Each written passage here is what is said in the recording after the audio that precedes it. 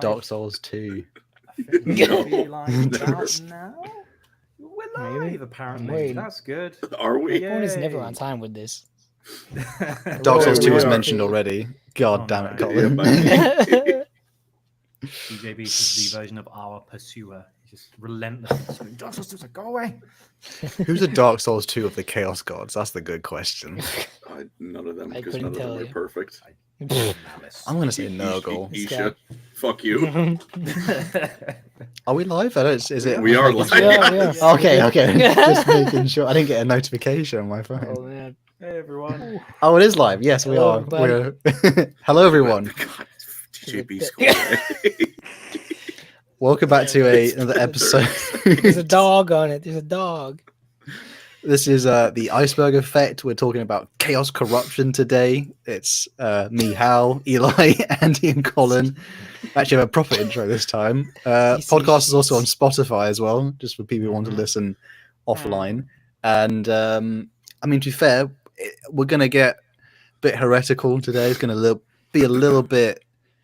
I mean, the Emperor's great, but you know, this is these are the guys. You know, she told you not to worry about. This is the chaos, all kinds of chaos. A bit of fantasy lore here as well. Colin will hard represent the actual. I don't even know what to describe it. Like the absolute shilling, the copium of horned rat. There's no copium, only his glory. We are graced to be in his presence, whilst his children are beneath our walls. Or in our wall, sorry. Speaking of that, first though, we've got to do the question of the week. Eli, I think the last question of the week was to do with what would you shatter in Warhammer, I think. And Eli's chosen some answers from you beautiful people. Yes, there were a lot of good comments. I chose like 5. Also, somebody said I see sheets 0 out of 10 for Colin's bed. That was funny. And Andy did change his home, it looks like. I can't help but notice that's not the question of the week. I've been here a while. I've been here a few months, but now it's bright. It's getting bright now. It's nice. Look, sun. I like the sun. Our house has slightly changed over time. I hope to get more posters, like to fill up the entire wall at one point. I do need one just of like each of you, just like a mug shot, just to fill the background. That'd be fun. Yeah. All right. So anyway, the question of the week was, what would you shatter in 40K? First one is from our beloved DJ Beast, Lorecrimes celebrity. Red carpet if we ever meet him. Hashtag shatter. I would chuck Nagash into 40K. Him entering causes a second better Eye of Terror to form as the galaxy now has to deal with the Great Necromancer, Death, the Undying King, the Black Harvester, Reaper Lord, Elder Bones, the Grave God, and Tyrant of Bones. For fantasy, I would clone Gotrek, since 2 Gotreks existing in one setting will cause a black hole, ending the setting faster than Archeon ever could. I agree. Go ahead, Colin. I'm a big fan of the first half of that sentence. That one. You mentioned a lot of holes. He did. Just a Freudian slip there. We got it. Oh, he's a real one. Thank you. We have 2 donations from Zan0. $10. Thank you. Thank you, brother. Thank you. The true heresy is why you would deny Colin and Eli their Fortnite stream. Agree. No, stop. This guy speaks the truth. You're a real one. Bless you. Angry Leprechaun, $5. Thank you. Says, first time tuning in live. Zinch is the only Chaos God who can win the great game. He just chooses not to because he's a troll. Yeah. That true. First donation is average great horned rat worshipper. Fortnite stream will exist someday. You deny my PC its purpose. Bro. We're gonna DDoS Andy and Hal so that their games don't work, so that we can play Fortnite. Why? I'm not that opposed to the idea. I'm just like, back in my day, we didn't have Goku in the game. We had. I remember Fortnite starting out when I was in uni. That's how old I feel about that. It was like 2016 or something, wasn't it? It was earlier than that, maybe. I don't know. 8 years ago. It's not called college. Okay. Anyway, next question. Or sorry, next comment was from My Green Gecko. Hashtag shatter. I would add consistent writing and quality control between writers. That would be amazing. Jesus, that truly mate. would ruin Warhammer. Wow. Now, next one from Mr. Idiot. For 40K, I'm throwing in Neil Breen reference. I'm so pleased. I'm so happy somebody Neil Breen referenced. You would add in Neil Breen as one of the long lost forgotten Primarchs, and Tommy Wiseau as the second one. Tommy Wiseau. Oh my gosh, Neil Breen shout out. Have you guys seen any Neil Breen movies? I've only seen Red Letter Media talking about how ridiculous they are, and so like, who am I? What am I? When am I? Like, there's some of the quotes. They're such a strange man. Wasn't he like a guy who's an accountant and he has like a bunch of money? He's like, I'm gonna make films where I'm the protagonist and I solve all the world's problem by murdering people. And he has no self-awareness. It's brilliant. I think those two plus, weird enough, Gary Busey is like a trifecta of the Neil Breen lore runs deep, apparently. I've only watched one or two Neil Breen movies, but the one I watched was about like ecology, being a environmentalist, and he's like environmentalist Neil Breen Jesus, and he does like miracles, and he kills people, and there's like there's a cartel, and you're being bad people, and they go, oh, I am. And it's like, what? And people are crowdfunding him to make more films, and he's like, I'm a successful director and movie creator, and he's like, you're something. He's a hero. If you gave Tommy Wiseau unlimited money, then that's pretty much Neil Breen essentially, and like a god complex too, probably. Yeah, definitely. So yeah. I'm only remembering when he dressed up as the Joker and he went and just like yelled like really like, weirdly. I'm the Joker. All right. I got two more comments, and I'll mention the donation we have. So next one is from the Wordna. He says Johnny Grammaticus. I know it's spelled different. It's spelled funny though. But yeah, Johnny Grammaticus, Grammartist. That's what he's saying. Okay, returns to 40K to lead the Imperium and be more important than every other named character in the setting combined.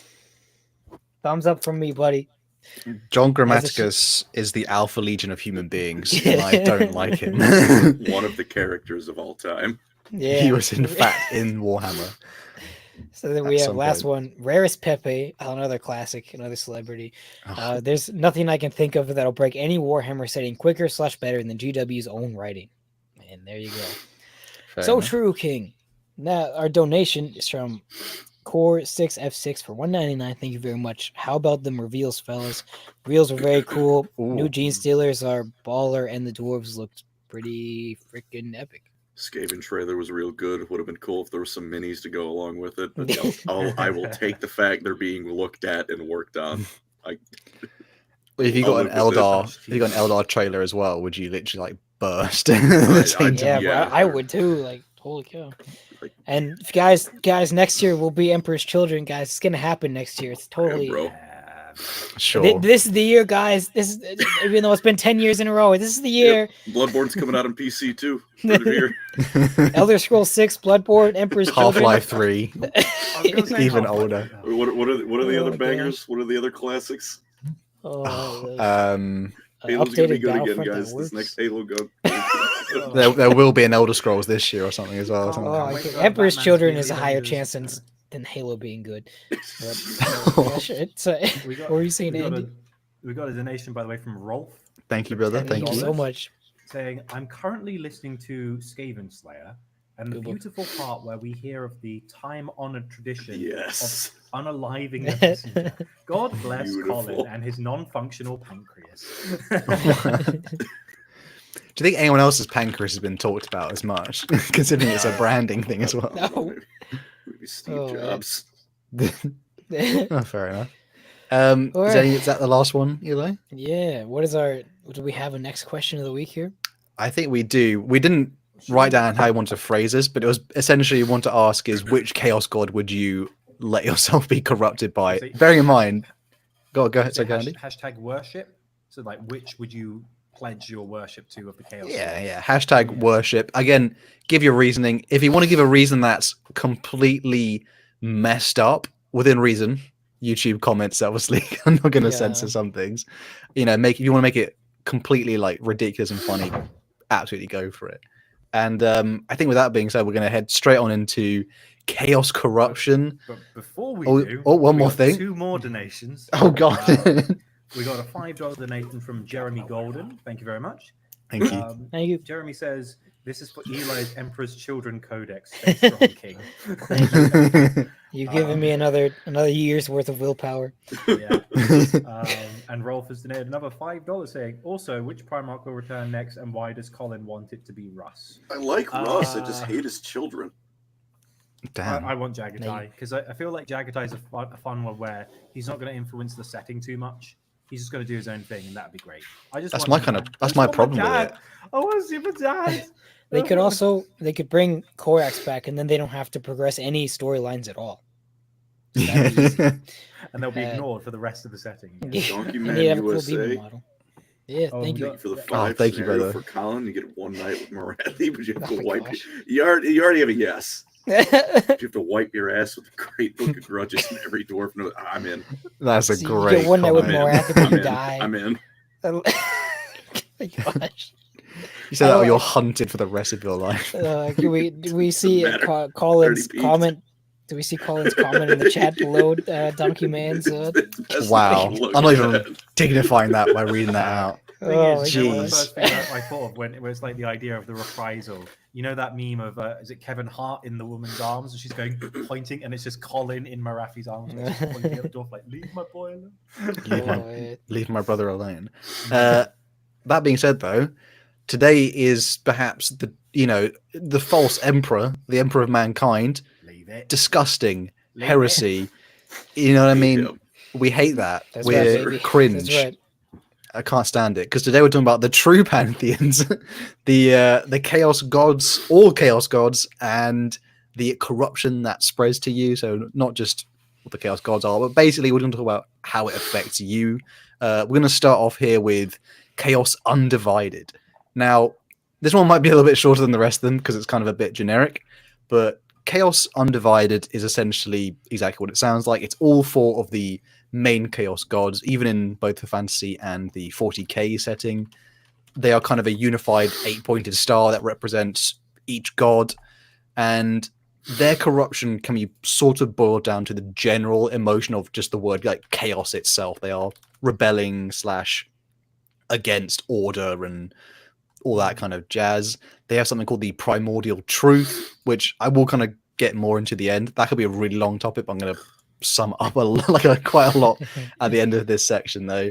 And their general corruption is more about the inevitability of chaos itself. The corruption is its own kind of force, and they are pretty much talking about the collective emotions of sentient thought. They are the representation of basically everything that's wrong with us. Mm-hmm. So yeah, Colin and his body pillows are. I don't own any body pillows. I'm sorry. Apologies. Please be accurate. Please. All right. Well, I'm not going to say no. I'm not going to go into kind of all the history of each chaos gods because we're going to go through each of them at some point. We're all going to tackle kind of more of like our ones that we sort of align to. But there's just an interesting thing about all the chaos gods is they have this neutral meeting ground. I can't remember the name of it. I don't know if the rest of the boys remember the name of this like space. It's in the warp, and don't suppose it's the Forge of Souls. Might be similar to that, but there's essentially a meeting ground where it's just essentially the purest form of all chaos gods, and they all get to meet together, have a bit of tea, and Birmingham. Yeah, they pretty much just all. That's the only kind of point in their history. Well, the warp obviously doesn't really act like a normal timeline, but that's sort of where chaos is unified into one thing, and they basically make a plan. The Emperor, that guy's kind of, we don't like him. We're gonna bend him over and try and enter. Don't know why I went that way with it. Yeah, what? Yeah, that's more Eli's thing with Slanesh later. The general effect of the chaos, general undivided chaos corruption. You can often your skin will gray. You can grow horns and things. Everyone who's played Elden Ring and there's the Omen kind is the ones where they're covered in horns. The Foul Omen, I think, sort of similar to that. Often people get gross and things. I think it's the who's the Elden Ring bosses who they're covered in. There's Morgoth and Yeah, the omens in like that. That's like a kind of good example of like how like a normal average like human size would look. The dude is horny in the wrong way, and their skin. Oh, Andy hasn't played Elden Ring. Apologies for the terrible reference there. I haven't played either. Oh, pain.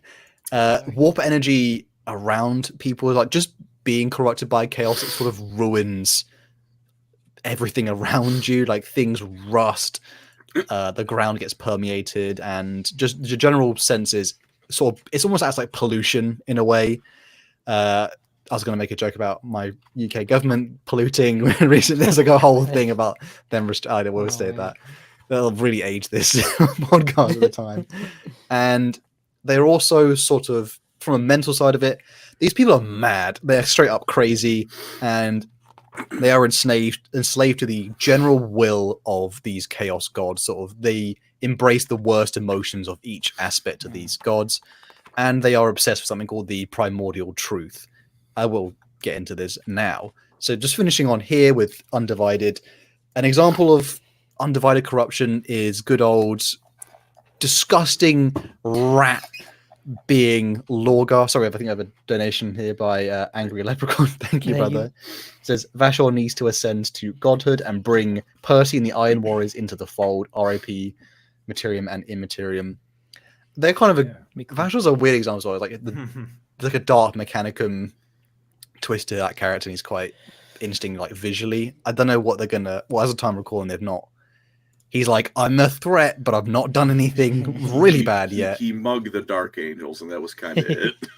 We enjoyed that as well. So I mean, that's funny. If I see it, yes, just so you can be like, oh, look. So the story example, just like a brief finishing on Undivided here, is good old, as I was saying, Ratbag, Lorgar, Aurelian. I hate this guy the most in Warhammer. How dare you? Yeah. Sorry. We're going to talk about rats later, so I should exalt the rat. This guy doesn't even deserve to be a rat. This is the scum of the earth.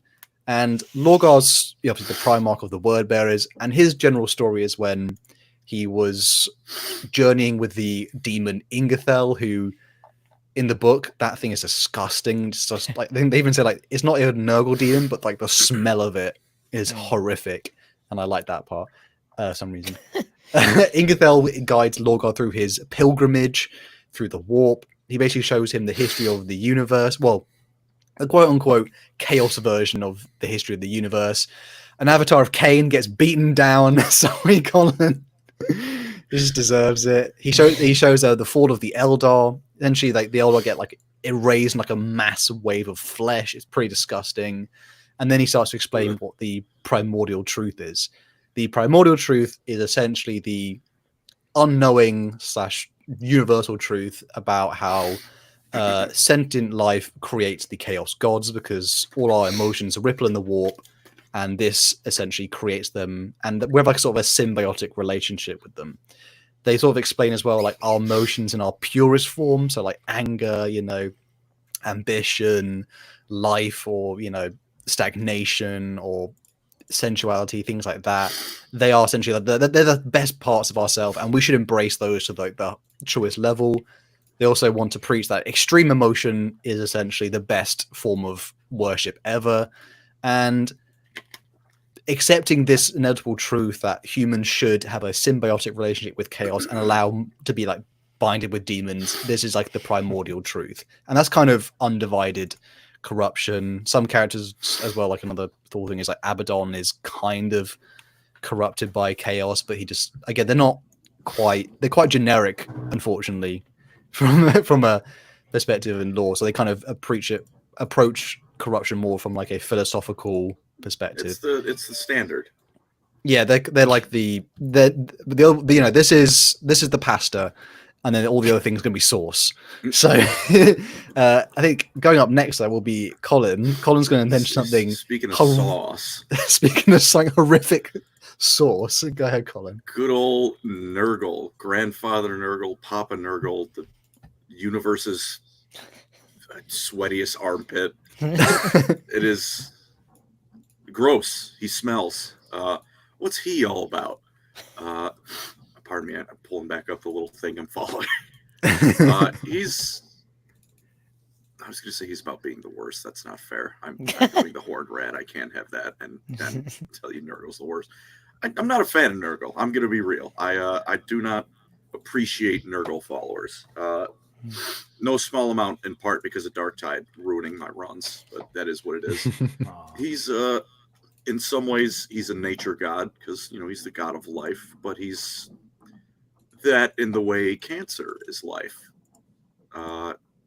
His followers like to gaslight people into thinking he's a god of love, which he is a god of love, but what is it, quote, Grandfather loves you. Yeah, quote, Asander and Coda. My mom has yet to give me, Ebola, and she loves me. So, not sure about Nurgle's love. Don't think I want any of that. Oh my gosh. That's a It's quote. definitely a toxic relationship when you're with Nurgle. Yeah. Quote of the day. His creation in fantasy, all the Chaos Gods just kind of always, been there. None of them have a specific date. I believe in 40K it was do fact check me if I'm wrong, but I believe it was roughly humanity's Middle Ages, around the time of the Black Death. Theoretically. And as with the other 4 gods, the war in heaven allowed the conditions for him to be formed. Then a couple million years go by, and he finally pops out around the time we're dealing with plagues all over the place. Pardon me, I'm getting a cold. As he Nurgle's blessings are helping him right now. Nurgle's Nurgle really is coming in channeling. clutch right now. It's not great. To me, I'm just going to be frothing at the mouth. I'm like, come on. This is why. He loves you. But yeah, so he's entropy, decay, the circle of life, only in the most disgusting way there is. That's what Nurgle's about. He's corruption. It can be. It's usually, at least I've always felt, it's a slower thing. It's a bit of a slower burn. Like he usually goes after people who they've fallen to despair and not really got much going for them. And, you hear a little voice that says, "Hey man, just take a load off. Everything's gonna be all right. Don't worry, we'll give you a new life. We'll make you reborn." And then Titus says, "Go." Yeah, and then it's like goes from this to then just like intestines and I have a question. Is the litmus test like you can no longer smell the horrific diarrhea or something? Oh, it's just when you're sitting there shitting your pants, you don't notice anymore. It's just that scene where Mortarion meets with Horus before they invade Terra, and literally all the sons of Horus, other than Abaddon, are just like, and they're just like being sick in their own health. They're like, ugh. It literally is that video of the kid like the mum cooking, and then the kid goes, "Oh, it smells like shit," and the mum's like, "No, it doesn't." Or is that scene in Metalocalypse, obscure reference, it's just like, "Oh, we're gonna have a puke tidal wave," where like one of them pukes and they all start puking. And then he's like, "Oh, blood puke." God. It's like that. What is it? Great name for a song. Oh, we did blood puke. Oh. Or like what that scene in do you guys ever see The Sandlot? No. Oh, a movie only I have seen. Holy shit! Have you seen Dune? Yeah, the first one. Okay. We're getting better. We're getting better. Lisan Al Gaib. Yes. As written. So you can no longer smell diarrhea as written. I'm the Lisan Al Gaib of shit. Pardon me. Donkey Man USA. Thanks for the $5 a choice for cop. Would you rather have 10 new well-written Eldar books or Dark Souls 2 to create the sequel? Dark Souls 2. We already have that. That's just Elden Ring. Elden Ring is Dark Souls 2. Or do you have Dark Souls 2, but with the lighting they showed off in the trailer? I don't care about that. I think the game looks fine. The people who say that game looks bad are psychotic. It doesn't look like a medieval fucking Renaissance painting come to life. It's a good looking game. Calm down. It's just a bit clunky. That's my only problem with it. I'm saying I'm the one who needs to calm down. I'm getting heated. I'm not doing corn. I'm trying to do Nurgle. I'm talking about Miyazaki's Poisonous Swamps right now. Blight Town. Yay. The was it Poxwalkers as well? Like they are a perfect example for corruption. And it can happen in a couple different ways. Like the slow way, like I was saying earlier, it's like little voices in your head, like, hey, just you're perfect the way you are. Calm down. You know, don't worry about that stain on your shirt. It's fine. You only need to shower once a month. It's all right. Which, you know, it slowly transitions into Don't getting fix your more sleep schedule. disgusting and all right, well, hang on. That's not Nurgle. That's just me being abominable.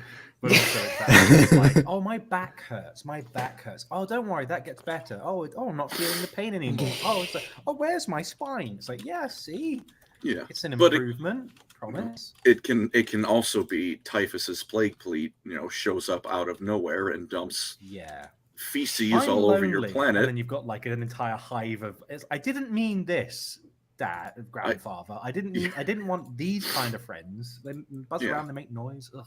And then suddenly it's instant hive of plague bearers. It's usually, given the status of especially the Imperium, a lot of people kind of full of despair. Nurgle generally does not have that hard of a time getting himself some followers, given how miserable conditions are in the Imperium and 40k in general. A lot of people end up turning to him. They're also quite light-hearted to a strange degree. Like, yeah. Have you seen that? There's an image I've seen recently of a guy who did an animation of a plague marine, and there's just like this little nurgling in his guts, just kind of like rocking back and forth. He's like, I'm having a great time. You're like, and like that's weird. 9 out of 10 like pictures of his great unclean ones, his greater demons. They're having a great time. They're laughing. They're smiling. Big goofy smile, like yeah. Andy, I made a Lorecrimes lore accurate chaos grid. You want to pull that up? I think also wasn't it? I think with the whole despair, people find it. Ass up in the chat again. People find it weird with like the whole like why is Nurgle despair, but they're also happy. I think is it meant to be like they're so full of despair, like it goes full circle into like the sort of mad like happiness because there's nothing to live for, so they kind of go like, yay. It's like you've just accepted I've hit rock bottom. I'm part of Nurgle's family now. He's gonna take care of me, and everything will be okay. It's like well, you already hit bottom. You might as well enjoy your time there. And then it gets worse with disease and pus. Ugh, but God. You don't feel any of it, so who cares really? Yeah, I mean, that's like honestly. That's brilliant. You should honestly, I would worship Nurgle just because you don't like, even though you're covered in disease, like gross pus and maggots are falling out of like your ears or whatever. Yeah. You just feel amazing. You're just like, I just need my spa treatment. So yeah, you don't really feel it. That's the kind of the benefit of that corruption. Really, is like it's just positive for you on the other end. Mm-hmm. Apart from, okay, sorry. Oh, sorry. No, I was. Oh no, I was just finishing. I was waffling. Oh, my bad. No worries. His realm in the warp is the Garden of Nurgle, which, for a god of rot and decay and the never-ending entropy of life, it looks probably about as you're imagining. Rotten forests, plains, rivers of pus. Man, that's disgusting to think about. It sucks. It's gross there. Every now and then you can find Eldar statues of crystallized Eldar who tried to save their goddess and did not work out so well. I have some locations listed. There's the mansion of Nurgle. You can even see it in Total Warhammer. I think you fight in front of it in the campaign quest battles that no one plays because they're horrible. It's where he lives personally. There's, what is it? I just like this one. The Hanging Gardens of Thusbolg. In honor of the great unclean one, Thusbolg, who used his own intestines to hang orcs. God, I'm a big fan of that Very one. Nice. That kind of goes hard though. And then they were finished. They did that. What's the game where you hop over the rope with like it's just hopscotch. Yeah, then they played hopscotch afterwards. Like we won the battle. Whee! It's God, it smells awful. I'm just sorry, it just smells like shit. Oh yeah, absolutely. Absolute rank. Filthiest. But it's nasty. The worst. The worst. Yeah, it sucks there. And then at the center of the his realm lies he's got his cauldron where he makes all his disgusting stuff, and there's also, depending on the setting, one of two goddesses stuck in a cage. In 40k, we have Isha, the Eldar life goddess. And in fantasy, we have Shalea, who's a same sort of healing goddess, just human. Since they're goddesses, they can handle what he's throwing at them. Eli, what the fuck is this? Oh no! It's real and true. You know it.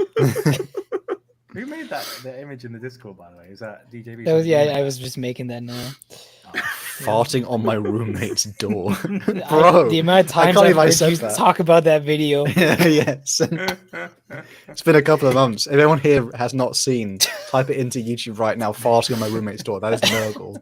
Hal's favorite video in all of existence. Yeah, but in 40k, Isha's just been there forever, and probably never getting out. We will never have free Isha. We will never have that. In fantasy, in the end times, they did break out Shalea and replaced her with some random priestess. So damn, I think it's safe to assume she's very dead. By the time of Age of Sigmar, Nurgle no longer has his jar person. And they kind of got a thing with insects, don't they, as well? Like Nurgle's got yeah, there's a bit of an insect theme. I mean, they're gross and disgusting. So, I mean, he's got rot flies, the little plague drones, flies, Mortarian's wings, Mortarian's moth wings. Yeah. Flies are a big one. There's moths too. Not anything, and really anything just the takeaway. Anything gross you can find in Nurgle's realm. Yeah, you don't get gross. You only get gross. You don't get like, oh, there's a Death Guard ladybird. It's like, no, you don't get nice insects. You get the ones that are like, yeah. It's like that's the rules. You can't have a nice one. So you won't get a beautiful butterfly. You'll get butterfly wings that are purple and green and pus and yellow, and they suck. And the wings always have holes in them because of the aesthetic, And they have those like worms. If anyone sees it, Kong Skull Island, the one with the worms in that like terrain. Yeah. Horrifying. Did anyone else get terrified about that when they were young? They were like, and they saw the guy's head get. It's a King Kong movie. I'm not expecting whatever that was. God, that freaked me out. And then just a little story example. I took a story, not a character. Wanted to talk about the Eldar going to try and free Isha. So there was a craft world. There's a fart. Wait, what? I was going to say Farseer. There's a fart. I cut halfway through. All right, look, it could have been. Was it on the door? His roommate's door. Shut up. But yeah, there was a craft world that was under attack, or not under attack, but suffering from some of Nurgle's plagues that he likes to share with the world. And they heard tales that Isha was stuck in his garden, so they got their best, brightest Farseers and projected themselves into his garden. Now they showed up. They're creeping through, trying to America their way through the Vietnamese jungles that is Nurgle's garden. When they are eventually spotted and for days straight are under just constant assault by Nurgle's forces. They burn them away with warp fire, more come. Repeat this for a few days. The whole time, their bodies in the real world are suffering from Nurgle's plagues, kind of weakening them on the warp. And eventually this reaches a point where their souls are fully cut off from their bodies. So their mortal bodies die, their souls are now trapped in the Garden of Nurgle, and without any connection to reality to anchor them, they are turned by Nurgle himself into living trees in his garden that he likes to walk down every now and then and enjoy the horrible wailing coming out of them. And it is said that Isha looks at them and weeps for her children. Jesus. So for all of those who think Nurgle's a fun, happy dude, no, he is not. Or there's that one scene in the Plague Wars trilogy where there's like I think he's like a dock worker, like senior guy, and the Death Guard just watch this guy like fold in on himself. And like all his skin spills out, and then it like reforms, and he's just like basically rotting and then regenerating and rotting and regenerating, and he's just like kill me. And you're like, no thanks, not a fan of that. No. Typer just stands over him, jealous, being like, "You're so blessed." Meanwhile, he inverts anus first. Typer just literally just there, just being like, "Cool." It's like, you It's like you pulled him out like a sock, like inside out. And it's like it says it weird, like his body bloats first, and then like pus and maggots are coming out, and then it just shrinks, and then it's to the point where like his bones start cracking, and his skin is like all dried up and diseased, and it's like, jeez, what's the hell of a there story? Was Nurgle. It's he's. I like to think he's nice by these standards of the other 3 Chaos Gods, which is not a high bar. Because speaking of something that's gonna really, well, I was say rub people the wrong way. Eli's gonna talk about Slanesh now. Slanesh. Best Give him the Chaos chat God for for real. Slanesh. First, we have a donation though from Diacon. Thank you, brother. Like Thank you. Thank you for the $9.99. Joined the stream late and restarted it. Hello from the past. Question for all of you: what would be something that each of you would like to see happen in 40k that would cause significant change? Clone Fulgrim, come back, please, please. And he can lead those Primaris Marines that are definitely Emperor's children. It's never gonna happen. I just hate. I know it's never gonna happen, but I can say it. I think the main thing will be finding out what the Tyranids are running from, and it just happens to be the Skaven. Like more Tyranids. We thought things were bad now, and then it's just like that wave of them invading on all sides is actually supported by an even larger wave outside of that of Skaven just going Tyranids, yes. Nom, nom, nom. I think I would like almost like an equivalent of how like the Horus Heresy itself was more of a novel exploration rather than what we have in 40k, which is it's a campaign book that then is essentially supplemented with models and like lore books that added on to it to sort of enhance the campaign thing. I'd rather just have a thing where like this is just straight up like a lore journey. Like again, like we lore people over here. We just want lore stuff, you know what I mean? I don't necessarily always have to have a model with my Warhammer thing. It's nice, but you know that is pretty much what they did with the Bad Ab War back in the day. It's not a novel form though. No, it's not. I wish they had Bad Ab War novels. I can't believe they still don't. But yeah, it's an easy dub. This is the Games Workshop moment. I don't know what you want. Is it called Imperial Armor? They've got a couple of those, which kind of I like books. One, no, you can't actually see it. What about what are you, Colin? What would you want changed? Just about. Oh, there's a lot there. A lot to that question. I'm sorry, just in general. No, as in like the donation was, what would you add to the session to change it? Yeah, I missed the donation, so I got really confused for the last 30 seconds. Just kill a Primarch in 40k. I don't care who. Just get rid of one of them permanently. Real and true, actually. Real and true. Straight up. Like Korax going back and he's like, "I'm back, everyone," and he dies in the same book. Dude, yeah. Look at this mod. We got the Grot Kamikaze pilot. Is that the best model you've ever seen? Love it. Commando, thank you for welcome to Lore Criminal. I'd like to change my answer. Kill all Primarchs that aren't Gilliman. Get rid of them. Kill the mortal ones and put the demon ones all in a test. One of Trajan's Tesseract labyrinths. I'd honestly kill. I'd have Korax and Lorgar kill each other. I hate Primarchs. Like it's the same result, if you know what I mean. So let's bring all the Primarchs back to the 41st millennium. You know, all those characters we've been building up for 30 years in real life, they don't matter anymore because their dads are back. I think Luton was right. Let Dawn be dead.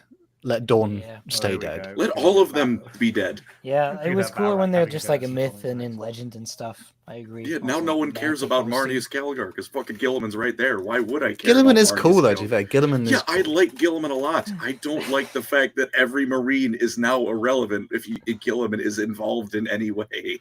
Yeah. To be fair. That really grinds our gears, but something that's going to make our gears do something a bit more naughtier than grinding. Eli's going to mention. What are we on about? It's Slanesh. What's going on? What's going on? It is Slanesh with the. You need an adult. We do need an adult. Yeah, I'm getting distracted by all these cool old models. Slanesh. Slanesh is the youngest Chaos God, who, as we know, was born from the Eldar's debauchery. The Eldar got so deviant and insane that they made their own Chaos God, and it killed virtually the entire race. We also have a donation from Inaugural in 1992 for $4.99. Thank you very much. As a fantasy lover, Order Tide all the way. Tzeentch is the best. He actively screws chaos, keep things going. The only redeemable chaos god. Yes. If you say so. If you say, Yes. I'm not a Tzeentch guy personally, but he sucks. anyways, Sorry, Slaanesh is the youngest chaos god, which is the only justifiable reason on why she's not the most powerful one, because she's the god of excess and pleasure and perfection and all things that feel nice and all things that feel bad. So basically everything, which it would make sense that she would be the most powerful chaos god, because all the other chaos gods are their own aspects but in excess. So, like Khorne is excessive violence and murder and hatred, and Nurgle is excessive sickness and disease and like blissful ignorance. These are all Slaaneshi type things. So in my opinion, she should probably be the strongest chaos god. And Keeper's secrets are very Tzeentch like as well. So I don't know. But anyways, following Slaanesh, usually it starts out pretty slow. Like you could go from a few angles. So if, like, take the Emperor's Children Legion, for example. They are obsessed with achieving perfection. And I mean, to be fair, they probably wouldn't have fallen to Slaanesh if Fulgrim didn't pick up a sword. But regardless of that, they follow perfection so far that eventually leads to Slaanesh, because she kind of gives you the idea and the temptation that you can find perfection in her. But, in reality, you get down the line and you realize you've damned your soul to eternal torment, and that this perfection is something completely different. But by the time you're corrupted, you see the Slaaneshi corruption as real perfection. And it's just the ever chasing idea of perfection, trying to get there, even though you never will. Slaanesh also brings a lot of pleasure. So it starts out pretty, normal. Take your little pre-workout to the gym, but then, the more you take, there's a donation. N0 donation. Thank you very much for $5. Thank you, brother. Thank you. Thanks, Colin, for that recent stream. Soulblight gonna be first AOS army. Hell yeah. I mean, at this point, is someone going to blame me for making irresponsible financial choices? I am not held responsible for what other people do with their money. I'm a fan of irresponsible Warhammer purchases, personally. Also that, yes. Big fan. I maybe might have thought I need to get my World Eaters army a little bit beefier, and so therefore he didn't want to buy Angron, so he bought Usharan, and then he thought he needed wings to make him a little bit more like an actual Demon Primarch look. So then he also bought the Demon Prince model just so he could take the wings from there and put it on. All right, halfway acceptable. Now just get him to actually play Flesh Eater Courts and it'll all be good.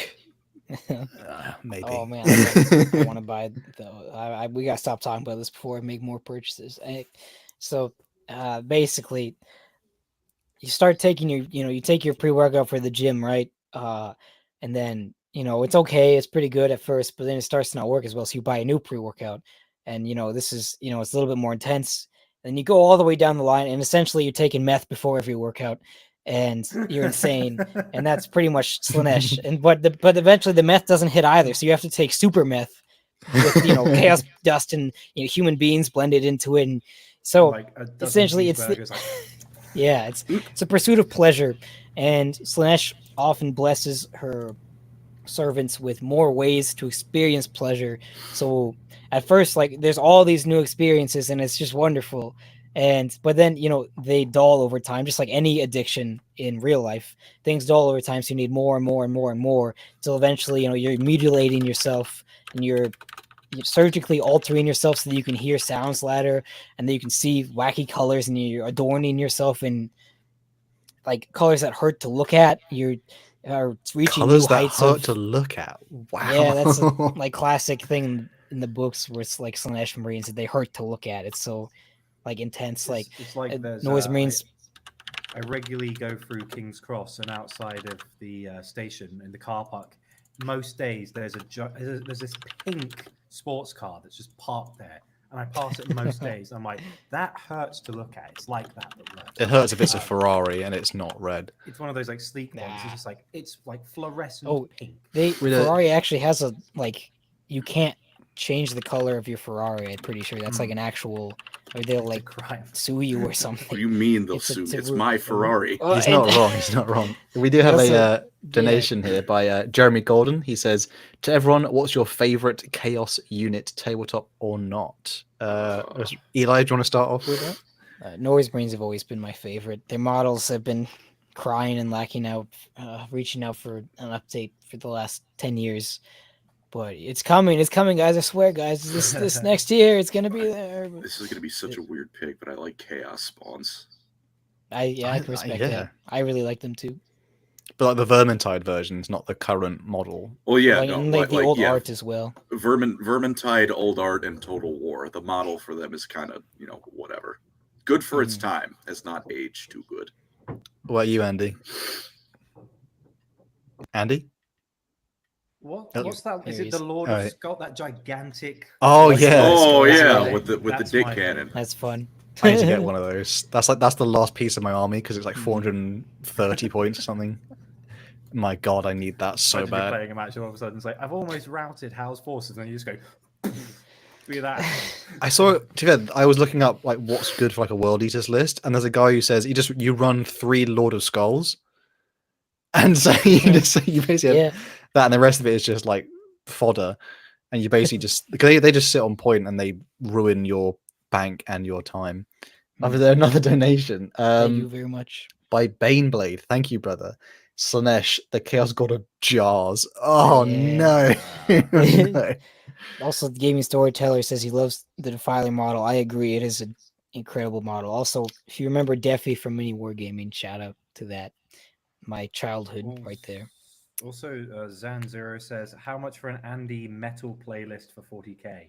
Is that something like me just making a playlist of songs I know? I think because of the mask, they might give the it's like if it, maybe it's like a Slipknot sort of thing. Just put on Glory Hammer, and there you go. Yeah, to be true. fair, I've always, in the wee hours, fantasized about making a 40k themed metal album. I have ideas, but Well, there's a band called Korn that there's also knows that they're there's another related. one that has like a guy do the artwork who did the artwork There's- for classic Warhammer, and their songs about that. But Yeah. I think they're bolt thrower is what they're called. my favorite unit is Possessed, just because I like Nice. World Eater, Word Bearer models looking crazy, basically. We have a message from DJ Beast that is not a nice memory, but he says Slanesh 2 Demonettes 1 cup. Oh God, You no! fucking rat. As a Get him Slanesh away. Nurgle You know how many Slanesh- years it's been since I thought of that? Yeah. God, I've never seen the video. bastard. I'm so blessed. I that I've haven't never seen either, the but I video. know Now I'm what thinking it of the is. screwdriver as well. I've No, I don't want to know what that that is. Shut up. I've seen a ton of those T-shirts taking the mick out of it. It's just like, Hello, the man. gaming storyteller. Oh, good. He's here for fucking 2 Demonettes 1 cup too. Yeah, welcome. For a while. Oh, We need that's to have a you on, Nurgle brother. Slanesh We need to have you collab. on. Oh, we have another donation Oh from my Man God. for $4.99. Thank you. Jeez, thank I you. got into brothers. 40k after I watched Luke Skywalker. Oh my gosh. Drink titty milk. Love the grim dark. Dude, if What does was that mean?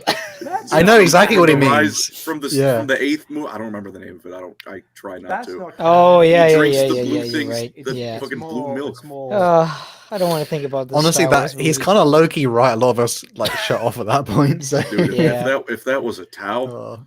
Yeah, but like, you don't Shush say you. when Shush you. drink- You don't think, but you don't drink when you drink cow's milk. You don't Oh call my it gosh. titty milk. You just call it Yeah. milk. Yeah, it's a while to go. Like, just have my animal titty milk in the morning. When you're drinking almond milk, you don't call it nut juice. You call it almond milk. Well, I guess Slanesh would be right up that alley, though. I think continuing on, Eli. There's a question just that I can answer. I guess he says, "What music do you think the Necrons would listen to if they were coherent or narcissistic enough?" They do have music. They're just really terrible at it, and it's like in the book, the guy had a composure of music, and I think Voltix described it as like metal clanging against each other and Yeah, people it's like screaming. we are and, known like it was just from- terrible. I feel Even- like yeah, being even fans of before the- Rammstein, though. Even in the time of Flesh, they were really bad at. The only art that they're good at is art that glorifies the dynast, essentially. So like big statues and paintings, they're really good at, but everything else they suck at. Yeah, the only kind of thing they'd be into in our music archive would be like Norwegian black metal, where it's just people just go, Yeah. Oh, this is great. This sounds amazing. But anyways, yeah, back to Slanesh. Slanesh is not just the god of like sex and drugs and yada yada that everyone kind of memes about it, but it is the true like path to perfection and passion. So like pursuing poetry and music and bodily improvements. There's all things that can lead to Slanesh. She's kind of all the aspects. She's pride and lust and vanity and greed and gluttony all at the same time. She's the most like multi-dimensional chaos god that isn't just one trick, in my opinion. Although GW usually doesn't do a great job at actually giving that justice. It is kind of in keeping with the idea of like, oh, I'm not just going to pick one thing. I have all these things I want excess. to excess. There you go. Yeah. Can I go on a small rant? Yes. Always. There are two of the most infuriating to me subsects of people in the hobby. You have the one end who go, Slanesh is only sex and fucking porn and that and that. And then you have the other group of people that goes, if you so much as think of a titty, you don't actually know what Slanesh is about. And I'm like, you're both fucking stupid. Yeah. It's both. It's everything in excess. Slanesh is all encompassing. Yeah. Which is why she should be the strongest chaos god. It's you can have all that stuff, but it's probably also going to involve a car battery, a pizza cutter, and all sorts of other things that you're like, oh, that's weird. And a political debate live. Like it's just two donations here. Two donations. Thank you very much. One by Baneblade says Necrons exclusively listen to Super Ghostbusters. Probably. I don't know. Don't know if we want to look that up. I'm getting nervous. Another one by Anarian Targaryen. He says, hello, guys. Keep doing your work. Thank you, brother. I find it weird that there isn't a creation and destruction god. In Nurgle doesn't count. He is rot. Colin, your bed. What happened at the end of that sentence? It just full stop. It just full stop. Catching Colin, strays bed, every day. I mean, Colin's kind of destruction. Yeah. Jesus. Oh, I think the katana more like that. The katana. Yeah, and Malice is very destructive. We'll get onto that later. I'm talking about Malice. Nobody can stop me. Harry, I think the main in the old ones. I was just saying the old ones allegedly created everything, but it's kind of like the creation of the universe in 40K is pretty up in the air. I'm pretty sure.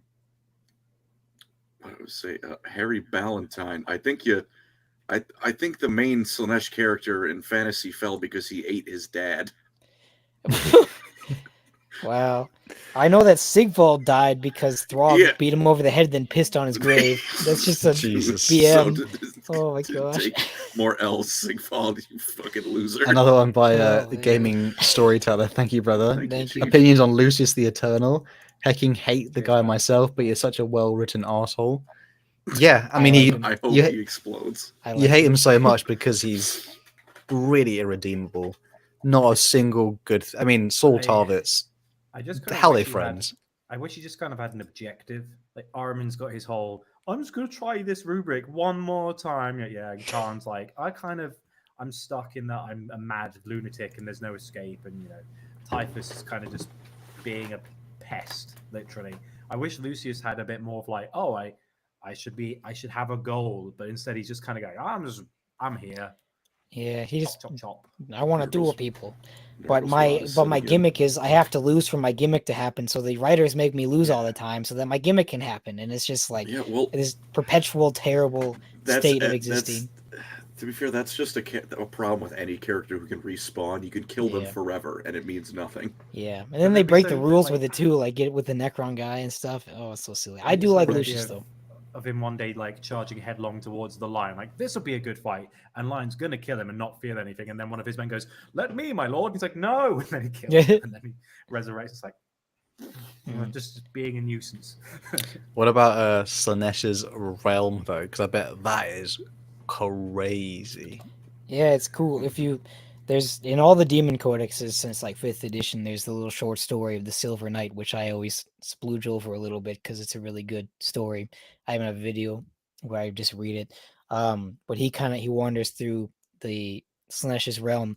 And Slanesh has 6 circles in her realm. There's no guards and there's no soldiers or anything, but each circle in her realm will tempt you in a different way until you get to the middle. So it's first is the circle of greed, and I believe then is gluttony, lust, adoration, and achievement is like pride and vanity, I guess.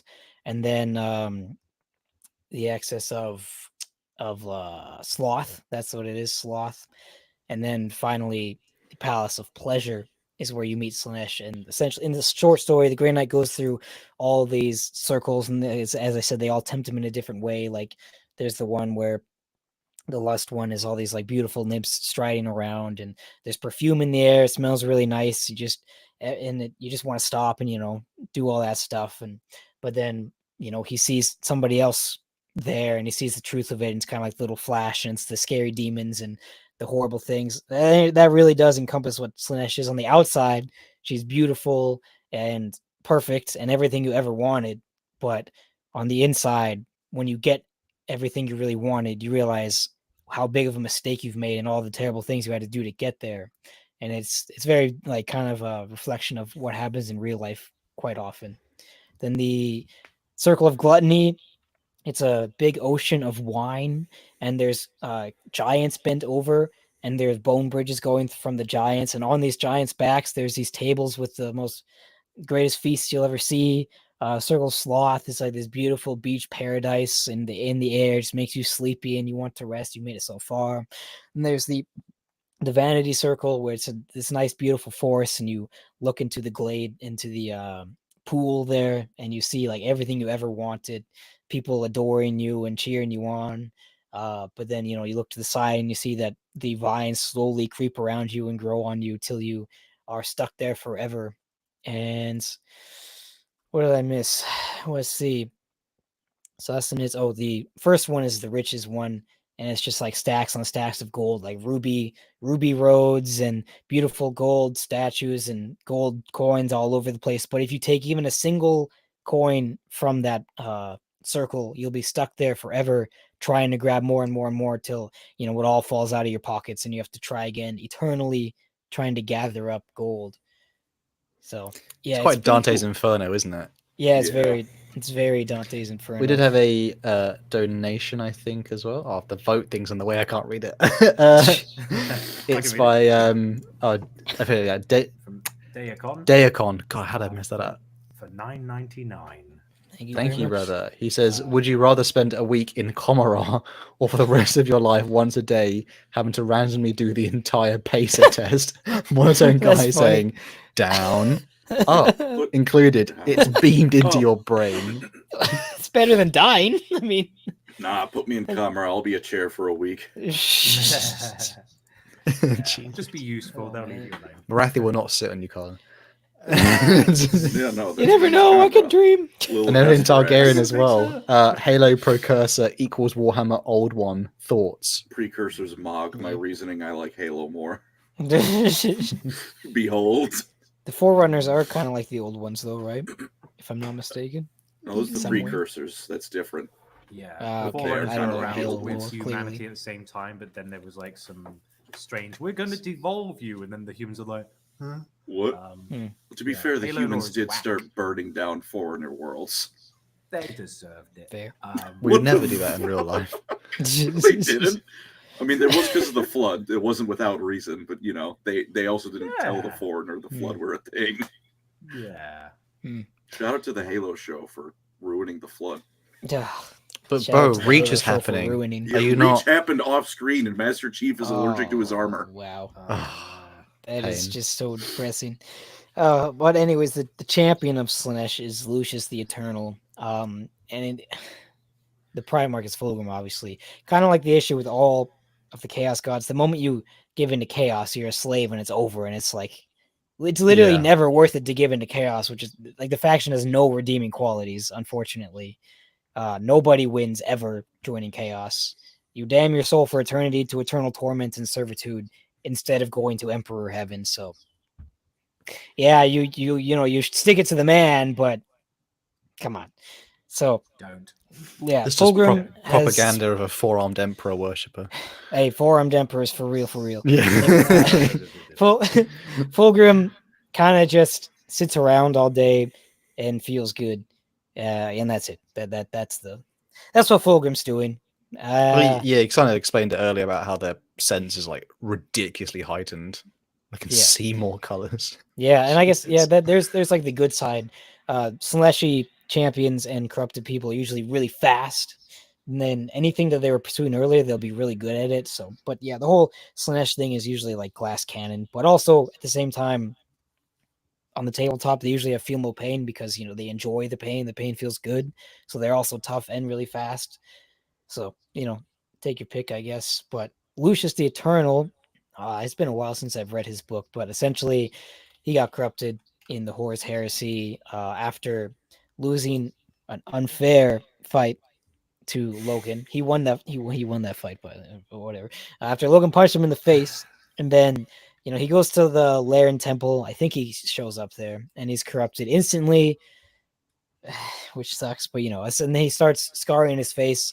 And before this, he was their best duelist, and now he's so obsessed with being the perfect duelist. Every time he makes a mistake, he cuts his face, and so eventually he's just this scarred mess. And Nikoni Shadowkin kills him in the end, and then Shadowkin turns into Lucius and starts the cycle of Lucius the Eternal, because his whole gimmick is that whenever you kill him, if you feel any pride over the act at all, you will. Doesn't transform, does it? Because he kills him before he's the chosen, and then it's like, oh, he gets resurrected, and we don't know. Sharakin killing him starts the whole, and then he will resurrect. But Sharakin, as in like the Sharakin doesn't feel an emotion when he kills him, and then because Slanesh liked that, it set the rule of like you can only be killed by someone like him. Slanesh went, that's not a bad idea. Okay, I see.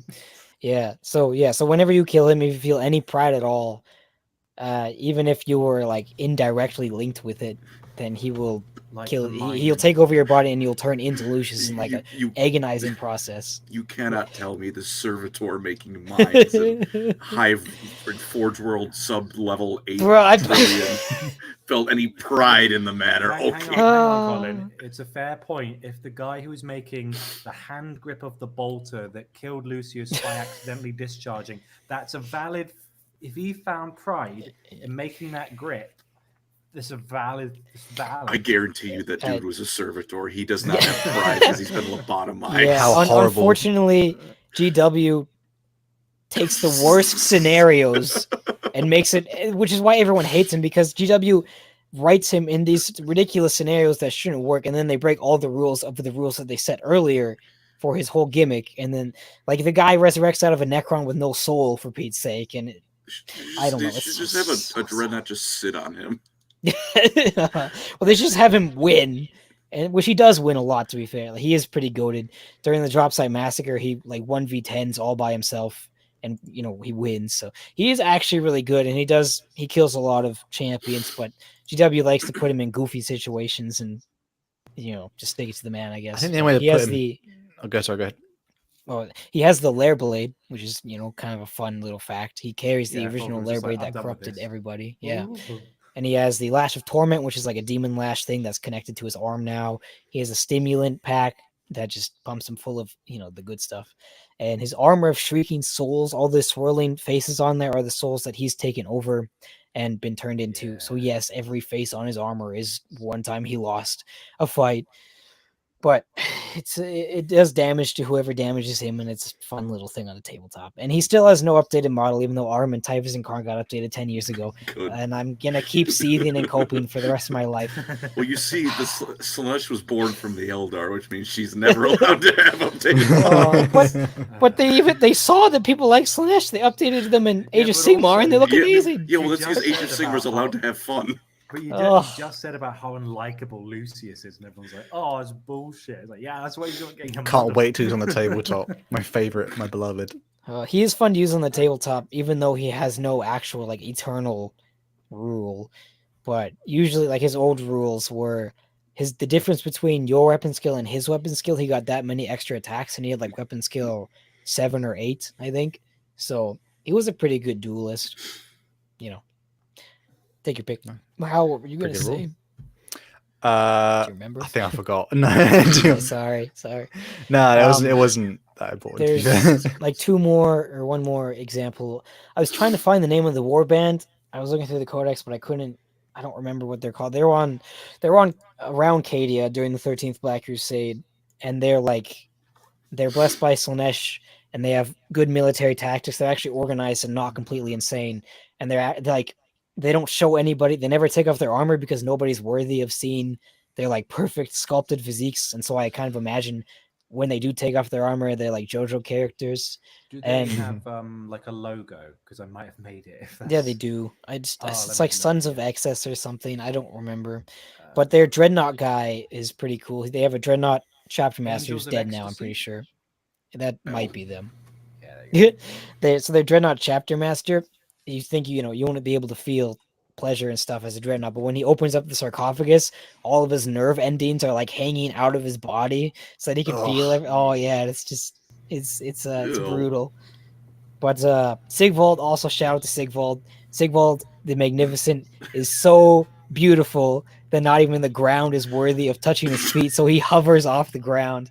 I think that's so awesome. I think my favorite bit of lore is he burned down a Bretonian city solely because a bottle of wine they made like 200 years ago was not to his liking. So he showed up and torched the place. What a bastard. That guy, give him credit. He is winning Slaanesh. Like, just gives him anything he wants. Asshole chaps, baby. Love that model. He also has such a cool model. He's in the container right there. Oh yeah. He's painted like full AOS model. Yeah, here, I'll pull it out even though the camera won't focus on it. But beautiful boy. It's pretty much Slaanesh from what I can tell. It's been so long since I've read a Chaos book. You can't see much of him, but my friend painted him and he looks really nice. I don't know how to make this camera. Here, okay, you can kind of. Yeah. For audio listeners, it is Sigvald decked out in Emperor's Children colors. Yeah, it's looking sweet. So I'd use him as like a proxy for a Demon Prince. What did Sigvald eat? What does Sigvald eat? No, he ate one of his family members. I just in the container. Just gave me skin. Like a baby brother or something. Yeah, he is indeed in the container. Oh, his dad kicked him out because Sigvald kept eating people. Jesus. And then Sigmar, no, not Sigvald killed him when his dad went to sleep. Someone said he's in the jar. Why is it with jars in Slaanesh? There's no jars under his bed. You know why. I like the Age of Sigmar like little trailer for Sigvald. He was in his like celebrity trailer in the Warp, pretty much talking about like how pretty he looks and stuff. That was fun. Well, that was horny. But the next one's a little bit more angry because I think Andy's going to be mentioning Khorne, the most recognizable chaos, corruption, and god. Khorne for the cornflakes. Yeah. Yes, well, angry. Well, here's the thing. Eli mentioned earlier that Slaanesh has a hell of a lot of, variety and stuff. Not so much with Khorne. Khorne has just one thing, and we all know the quote: "Blood for the blood god, skulls for the skull throne." He's a big, mighty lad covered in heavy plates of armor. He sits upon a throne made of skulls within the sea of blood, within the bloody sea, among the mountain of skulls, within the planet of scully blood stains and skulls and blood and that's basically just Khorne. It's just anger, skulls, blood, killing, violence. I mean, people give worship to him whether they want to or not. So while there are Khornate berserkers and world eaters who just go, "Oh, I'm gonna go, skin this child," and Khorne's like, fantastic. At the same time, people can unwittingly, for example, if you're a primitive tribe in some bumblefuck planet somewhere in the Imperium, if you're gonna go hunting, Khorne likes that. If you're gonna go beat your neighbor's head in with a rock, Khorne likes that. So even to an extent, the Space Marines, by committing acts of violence, are kind of empowering the god of violence and killing. The duality of the Chaos Gods does mean that he has some good qualities. For example, he'll never stab you in the back is the classic one. He doesn't like people being sneaky. He doesn't like any subterfuge. Worshippers of Khorne typically don't like any psychic powers. They don't like bolters. They don't like ranged weapons. There's one of the Hammer and Bolter episodes. The sororitas are defending a temple, and these Khornate berserkers are rushing in, and one of them points a gun, and one of the other ones cuts his hand off and he goes, no guns. And then I think he kills him because he's just like, you're not one of us. You're using a filthy ranged weapon. They hate campers. They just detest camp. Go in with the knife, back attack. It's Call of Duty Modern Warfare 2 lobbies. Yeah. If everyone remembers back in the day. He uses riot shield. That's all what I fucking use. Yeah, that's cool. Too bad. Sorry, I need to change my mic to the webcam to get the authentic experience. Khorne's way cooler in fantasy, in my opinion. He's a fun chap to an extent, but he's kind of dull in others. Because here's the thing: he's so one-dimensional, and you'd think he would be. What can you say other than he likes a good fight? He likes blood. He likes skulls. You know where you stand with him, but that's kind of all there is to him. I mean, where he lives is basically just any level from the Doom remake. Just, it's red. There's like dust and fire and brimstone and blood, and people are screaming. More traditional hell, isn't it? Yeah, it's just hell. He's basically just big space Satan. Well, I think in Warhammer else? Fantasy, he's got. To be fair, all these things that I say about the good aspects of the Chaos Gods, I've heard since I was like 10 years old, but I never knew where people actually got this idea from. So maybe I'm completely wrong. But in Warhammer Fantasy, I think he's a lot more about the killing, but he's also a lot about like self-improvement and honor and like pride in your work. And he's like any of those hard fitness work. influencers online. He's just like, you get up at 6 in the morning. Yeah. You got to go to Pretty bed much. at 7 in the morning so that you can go to the gym at 4 in the morning. It's like, hang on a minute. This, Don't pay for your kids to be in first class. They need to go in economy like the losers they are. They're not not rise and grinding at the age of 8. It's he'll give you the strength to kill a giant. You need to prove you can do it first without it. Yeah, I think in fantasy he's probably the best god to go with. I feel. By the way, we got a donation from Bert Vedemir. Thank you. For €5, saying why you should choose Khorne. You get the best speech. Faithful, enlightened, ambitious, brethren. In but a decade, few mere swipes of the pendulum. I like that. Pretty cool. I'm a big fan I do of like the that. Azariah Kyra's speech. I feel like I have a quote here from Ergathon of the Skull Takers who just says, there is no peace. There is only time wasted between battles. It's always about the grind. Does go hard. These guys. Goes hard. CJB says pay for your kids to go into cargo so they can work their way to first class. Jesus Christ. So anyways. Exactly. So yeah, and all the gifts that you can get from Khorne are pretty standard, but they're no less impressive. Like you're gonna be stronger, you're gonna be faster, you'll be able to be like, I can take a bolt around to the face possibly and still live. That's kind of cool. The more you murder, the happier you get. At a certain point, you'll become like a frothing maniac, and every time you kill someone, you might be like, that's quite a nice relief sensation. Oh wait, and then you're going back to like slaughtering. You do get a swole though. You get a swole. You get swole. Yeah, you get gains. That's why Eli's like, oh. Corner's literally the meme of, man, I need to get back into shape. I might go to prison just for a bit, just so I can focus on my workout Focus on routine. myself. Khorne is like the Jay Cutler, Ronnie Coleman type, 300-pound bodybuilding, and Slanesh is like, your classic like Arnold Schwarzenegger. I'd say I think that makes sense. I wouldn't say Slanesh is that. It's more, river dancing meet mass attack. I don't know. I'm just like comparing it to like how jacked you're getting, because Slanesh and Khorne are both going to get jacked. Yeah, to be fair, you're pretty sculpted as Slanesh. So you'll be like the perfect physique as that. It's the difference between the bodybuilder build and the the sumo wrestler build. Yeah. We got another donation, by the way. Thank you, brother. Thank you. Fire Spitter. Hello, my friend. Welcome back. It's very difficult taking the Chaos Gods seriously sometimes. Khorne got whoopee cushioned, Tzeentch got outsmarted by a little girl, and Nurgle hit by arson over his plague lilies. Yeah. Yeah, Chaos will That was never pretty sweet. win anything because if That's Chaos amazing. wins anything, then GW They has don't want to. to win. That's the Well, it's thing. not in their Yeah, nature. that's- Chaos They will are never win chaos. anything. Hey Eli, what happened to Warhammer Fantasy? Where is it? Yeah, I yeah. can't Well, seem to that's find why it. they don't win. Yeah. Yeah.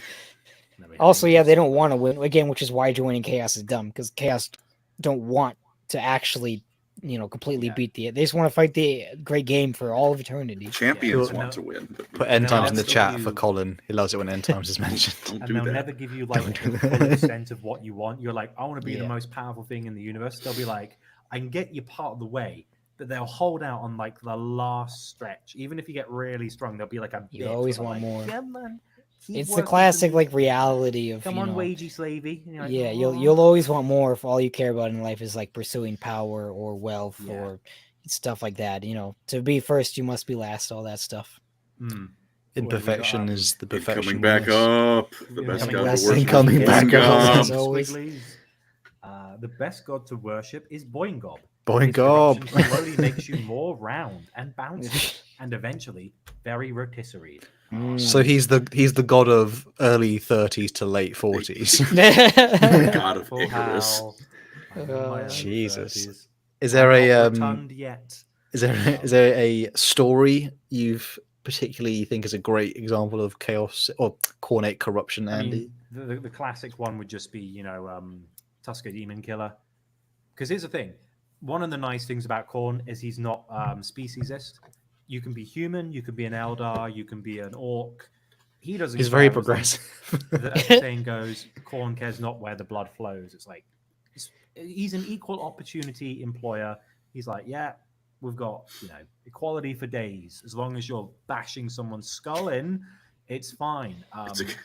It's a good thing that out of everything you can accuse Satan of, racism isn't one of them. The chaos god of everybody can catch these hands. man. These hands are He rated doesn't E like the for everyone. Necrons. I'm assuming because they don't really have passion and they also are soulless automatons, so he probably doesn't like them much. Necrons aren't people. Yeah, Hey. fair enough. Hey, Yeah, they're not real people. They're copies of Um, people. Yeah, so Their the story, data.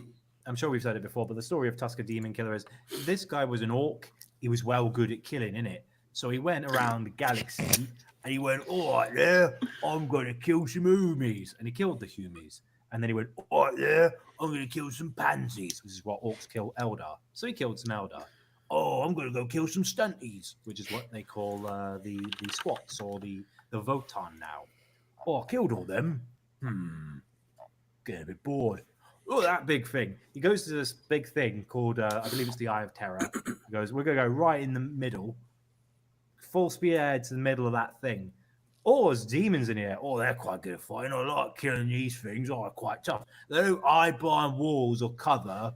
This isn't like Gears of War in the early 2010s where it was all cover-based shooters. No, they get out Doom style, 50 billion guns. You can just go straight in.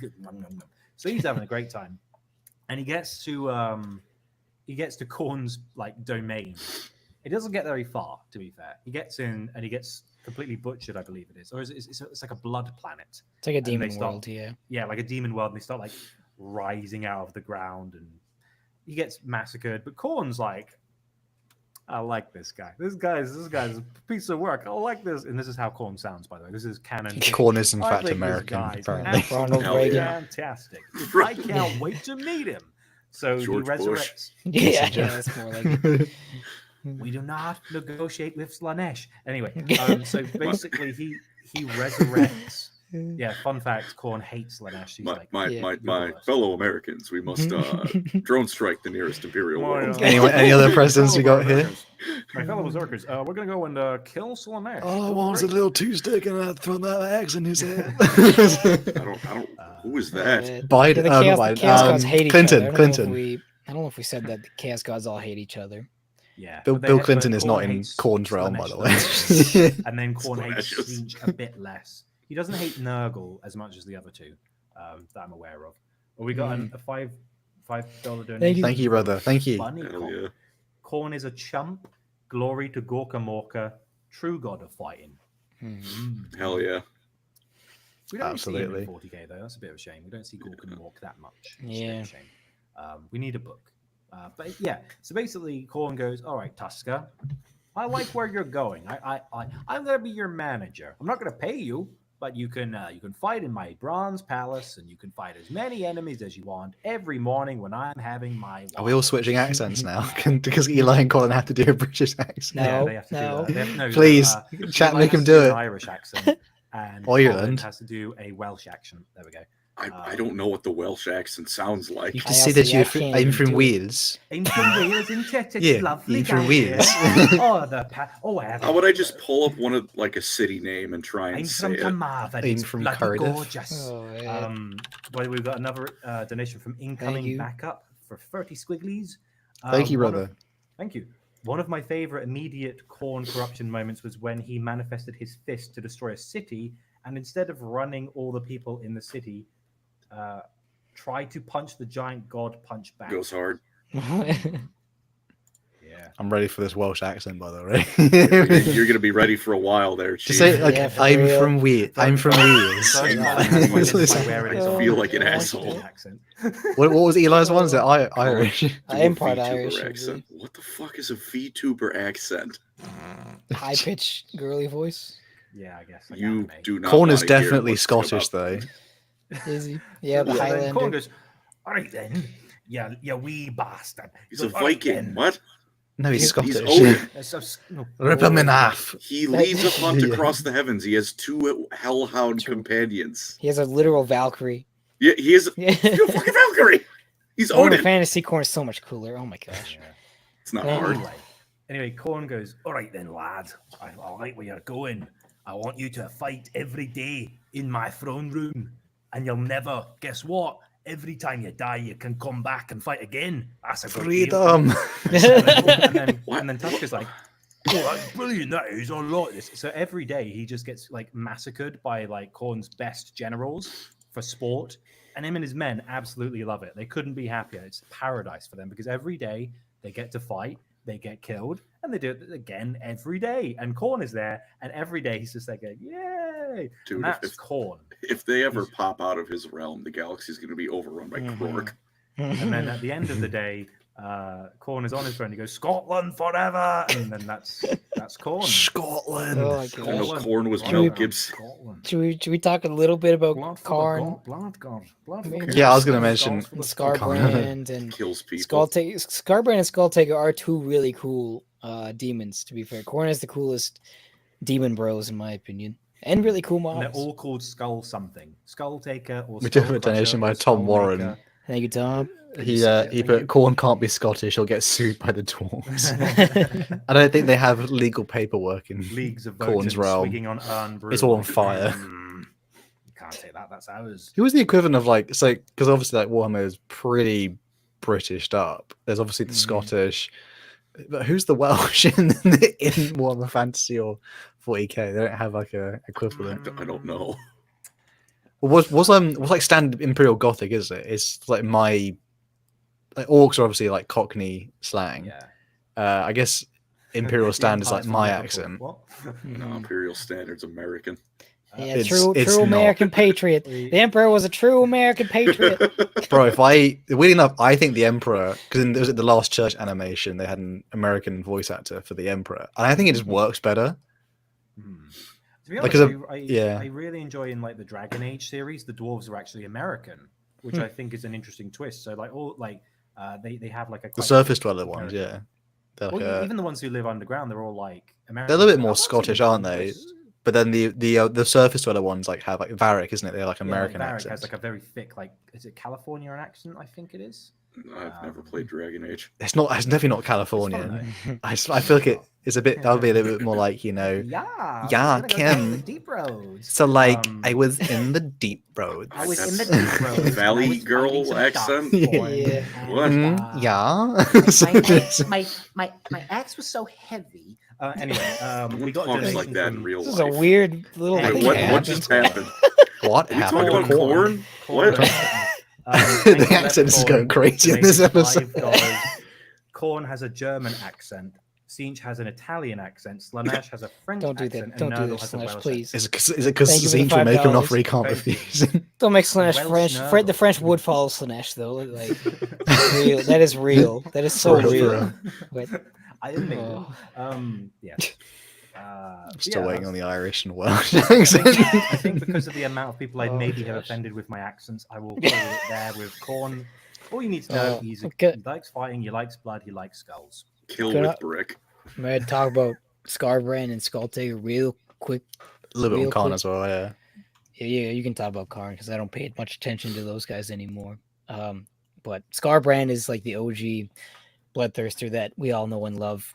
He pretty much he was super powerful. He got really, really arrogant, and so he thought he was strong enough to attack Khorne. He attacked Khorne and dented his armor, which is pretty impressive, to be fair.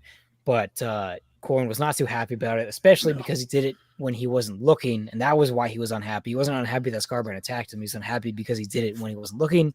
So he calmated him down to the galaxy, burning his wings, so his wings don't work anymore. And now he's eternally trying to redeem himself, just killing a bajillion, gabillion people for Khorne. Skulltaker, I think Skulltaker's name is Uzul, who was the first thing that happened. He was a bloodletter, and the first moment that he was born, he beheaded the first thing he saw, which was another bloodletter. And so he went on just beheading people, and then Khorne was like, I like this guy, and he gave him power, and he's Khorne's executioner now. He wears like a cloak of skulls of all the dudes that he's killed, and he seeks out challenges. And when he gets you, because he always wins, he chops all your limbs off and then sets you on fire. So then your skull, the flesh melts off of your skull. So he has this nice shiny skull, and he tries to find skulls of foes worthy enough to add to Khorne's skull throne. And he's a baller. He's cool. We have another donation by Donkey Man USA. Thank you, brother. He says, "My following." I guess he's doing. My fellow Imperials, we must my fellow Imperials. We must drone strike the right then. That's real, so real. Oh Jesus my gosh, Christ. We're getting bad at our accents. We have to read them all out. And the George Bush meme. A little bit on. Was that Obama? Obama. Actually? That was Obama meme. Yeah, he's all the same. Let's be honest. My fellow Americans. Oh man. I was gonna say. Oh, Michael Bay is all four of the Chaos Gods in one. He's the apparition of all four Chaos Gods. I just thought of that. He's the ever chosen. And then, one more thought.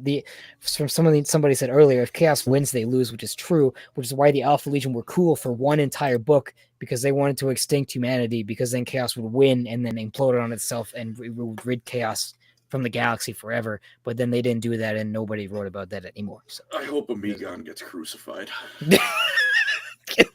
Jesus.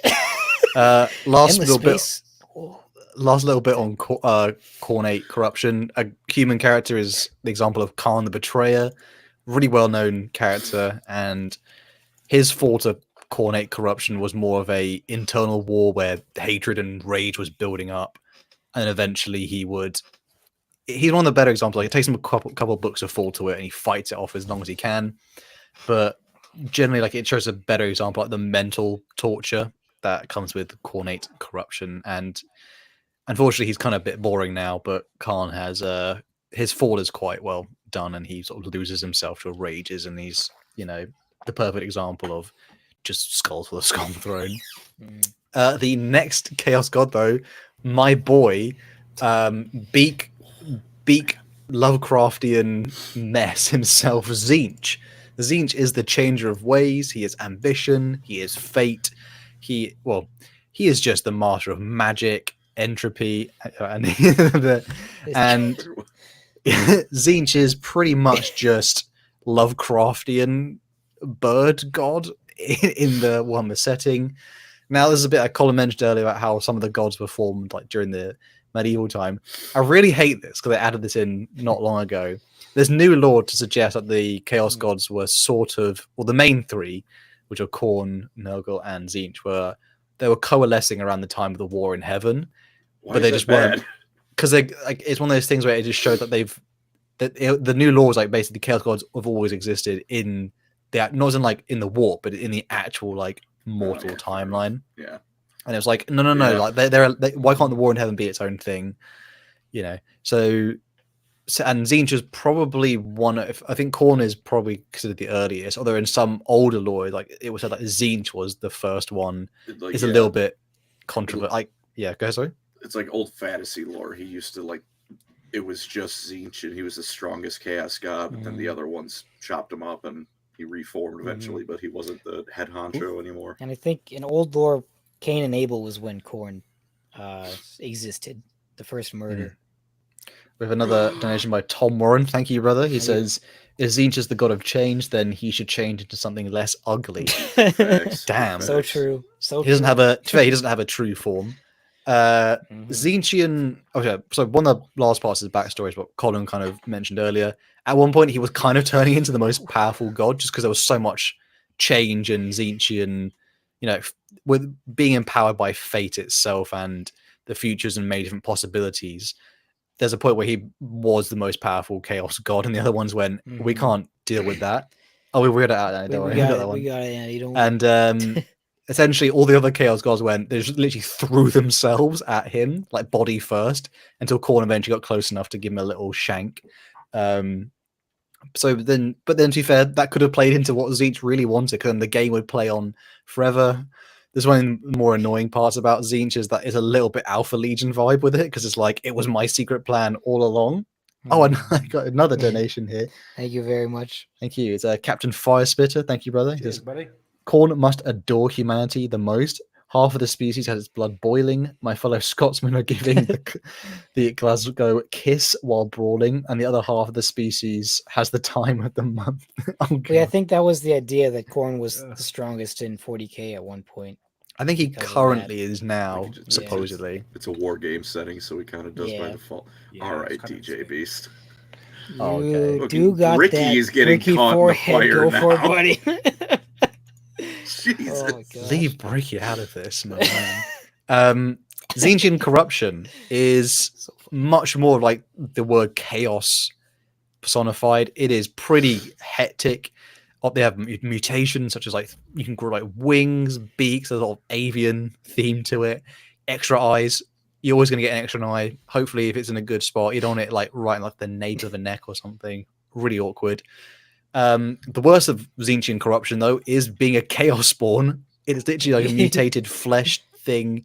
You are crazy, horrific fate. That's the worst version of it. But again, it empowers Tzeentch. Okay, sorry? You don't even have to do anything bad for that to happen. You'll just do it because it's funny. Yeah, it's like nowhere. Any moment, Armon could turn into a chaos spawn, and Tzeentch wouldn't care. It'd be funny, goofy, a bit goofy, and he also, when you sort of hear the corruption and then like Colin mentioned, like hear voices and things like that. One of the abilities that you'll start to notice about your body if it happens to you is your magical abilities. If you had some, they start to get a little bit of a buff. You're like, oh, I could do things I couldn't do before. Tzeentch also grants insight and power. As the Weaver of Fate, often a boon is the fact that you can sort of participate and get to sort of see visions of the future. He often has the powers to distort time, not necessarily going back in time, but there's like particular even magical abilities that literally affect time in itself. Or there's entire plot lines where someone lets themselves be killed like in a certain way, only to then like reappear as like an earlier version of themselves in the timeline. Really weird. Another donation by Jared Ezrin. He says, will the Emperor ascending to godhood be the equivalent to Sanesh's birth for humanity? Actually, that's really good. I don't know. What do you guys think? Maybe. Kind of. But I should have wanted to say, maybe it probably would have been better if they made the Alpha Legion corrupted by Tzeentch, and then the Thousand Sons could have, I don't know, stayed like pure and true to the Emperor. The Thousand Sons could have turned into the Grey Knights. I think that would have been a much better. But Eli, don't you know? Alpha Legion's a loyal legion. Yeah, but that's the whole point. They're so tricksy, and they would get caught in their schemes and eventually get tricked like to follow Tzeentch as part of a scheme. Because all the Thousand Sons embody for Tzeentch is the magic part. They don't embody like anything else really, like the knowledge and magic, I guess. But there's no scheming there or anything. I think Tzeentch likes fools as well. Tzeentch likes people who kind of like their fate is interesting, not necessarily like they are. Like Magnus is the ultimate fool because his whole thing is, the Thousand Sons have like their saying is, the only sin is ignorance, and yet Magnus's ignorance was the only thing that got them corrupted by Tzeentch, because he was like, I knew better. No, you didn't. Yeah. He's just that annoying kid in class who just goes, did you know it's not pronounced encyclopedia, it's pronounced encyclopedia. It's like he's just insufferable know-it-all. Iridosa looking boy. Yeah. Another thing of Tzeentch is his realm of Tzeentch. Tzeentch's realm is messed up. Like this thing is, I mean, it's a labyrinth of crystals. There's things called the Silver Towers, which like jutting features that like spur out of the ground.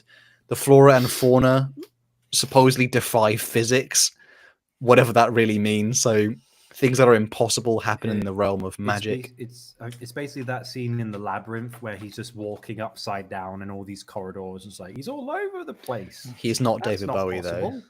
though. No. Oh no, the child girl, David Bowie. Lightning of the Iron. Also in the realm of Tzeentch, there's sort of structures. One of them's called the City of Light, which used to be Prospero, kind of got ratioed. But now it's like crawling with all kind of twisted peoples and avian like creatures and things that fly. Don't forget Zangors. Don't forget Zangors. Yeah, Zangors do exist. they are by the combat patrol. The damn goat people are there. It's surrounded by like a weird place where, like, I remember in the Mephiston book, he talks about how he's near the City of Light, and to get onto it, you have like an ascend, like a stairway thing, like a stairway to heaven almost. And around it's like weird, like sand dunes of like crystal, and like colors just don't make sense. It's really bizarre. And another structure in this is called the Impossible Fortress. This is where Tzeentch supposedly resides. Again, there's no actual law of like how to describe it, because it's described as it's in constant flux and change. So no one will have the same experience, unlike with like Sanesh's sort of realm. Pretty messed up place. Tzeentch himself has no true form. He often looks like in art depictions like a sort of a Lovecraftian Nyarlathotep sort of creature. He doesn't have any, like, that's just what he chooses to, I guess, present as, because he's kind of similar to that. But again, like, even for people being corrupted by Slaanesh, they often have, as much like in Slaanesh one, they will sculpt their form, they have control over their form, because of the aspect of change and future and all those kind of warping sense. They don't really have control over their form, so often they'll warp in something they have no control over, because it's the best amount of change. And he really hates Nurgle, because Nurgle is stagnation and Tzeentch is change. The last bit is basically my example, which is the story of Azek Ahriman, Thousand Sun Sorcerer. The corruption of this started basically right at the beginning when he was in his gestation pod. Tzeentch messed with the Thousand Suns Legion, and essentially they were turning into Chaos Spawn. The corruption's like deep encoded within their DNA. Even Ahriman's like, no matter, like, even to this point now, he still feels like he's resisting the sort of inevitable change of magic, like deep in his core. He enacts something called the Rubric of Ahriman. His friends are all turning into Chaos Spawn. He goes, I must save you. Book of Magnus, I choose you. And it's just his never-ending mixtapes. Like, I promise it's better than the last ones. Like, dude, he is a terrible boyfriend in all regards. He pretty much just turns most of the Legion into like locked in dust inside their armor. They are basically trapped automatons, but the rest of the sorcerers, they get a massive increase to their power level. Again, like, the corruption of Tzeentch flows within them. So a Tzeentchian sorcerer such as Kaon, Iskandar Kaon, who Isander Kaon, who is like the friend, good old Lord Channel there as well. That character literally is the equivalent of like an entire group of Grey Knights as one guy. Cool. So we do have a donation here as well by Joseph Pollard. Thank you, brother. He says, question, has Khorne and Slaanesh every team up once just the two of them? I love when two people who hate each other are forced to work together. Keep up the good work. They did team up, and guess who was guess who the one time they teamed up? Guess who suffered Horus Heresy. No, it's way more recent. They teamed up and they blew up Bealtan. pain for Eldar fans. I love Colin. Games Workshop. You can't get a break. Oh my It's great. The Yanari were involved in that too, because of course they were. Oh, Yanari mentioned quickly. Everyone get there. Inevitable victory! Inevitable victory! The last little part of like Ahriman's story is basically he doesn't realize. Look, particularly with some Zinchian characters, they don't really exalt Zinch the way other Chaos factions do. Ahriman doesn't even realize he's corrupted by Zinch. Like supposedly his face under his helmet is like a massing, like writhing thing of eyes, and he doesn't even realize it. He can't even perceive it because he's so corrupted by My depth Zinch. perception is way better, and I have now a panoramic view. But I have no idea. No. Why would I? So, hey, Araman, you know most people don't have a 360 field of view, right? Yeah, like the whole like because there's a subtlety to Zinch, which is like obviously scheming, particularly like for a lowly, even just like a regular person getting corrupted. Their whole thing is they'll start to set more like he already picks people who like to set schemes, but now your schemes are like way more crazy because you're like, I see the futures and the eye in the back of my neck can see the past. And Evolution really should have been Zinch's thing. What the heck? I mean, to be fair, like I think the Thousand Suns corrupted by Zinch came way before even the Horus Heresy happened. So Yeah, forget there's a Dawn of War 1. thing. Two Alpha Legionaries, one of which is a sorcerer, went and tried to worship corn. Sorcerer did it again. Dawn of War's got a bit of a habit of that. Dawn of War lore is weird. The Blood Angels chapter master in Dawn of War 2 is corrupted by Khorne. Blood Ravens. The source, so Blood Ravens. We did it Blood again. Angel. did it again. Oh no, they actually. We have another donation. Tom Warren, thank you again, brother. He says Fuck you. the one thing everyone can agree on is not liking elves. Well, he didn't say Eldar, I so hate elves. that's even more of a crime. I like elves. That's kind of it for the Zinchian corruption. The next one is the blessed, the great horned rat. Colin, you take it away. I add one final note to make fun of Zinch? Sure. He is the chaos god of copium, because you will hear. Yes. Oh yeah, the Zinch knows everything. He's got his hands in everything. He knows everything. He can do anything he wants. My source? Oh, Greater Demons of Zinch, of course. Yes, there is no bias to be found in that argument. Zinch is the guy who made all the Alpha Legion stories for Horus Heresy. We planned it all along. Is what he says at the end of every story. I will counter. He is everyone thinks they won the argument, not realizing the person they're arguing with, like you're basically too dumb to have like the full conversation with. So the person walked away when I won, being like, you couldn't hack it. Let me counter that. He's also the god of lies, so he's inherently full of shit. Yes. Also, to mention the Changeling, if you want. Is anybody fan of the Changeling is a cool demon prince who pretty much is the epitome of Zinch himself. He is absolute goofball. This thing can turn into anything, impersonate people too. I think even Grey Knights, they had trouble they didn't really detect that he was infiltrating or betraying himself as a person.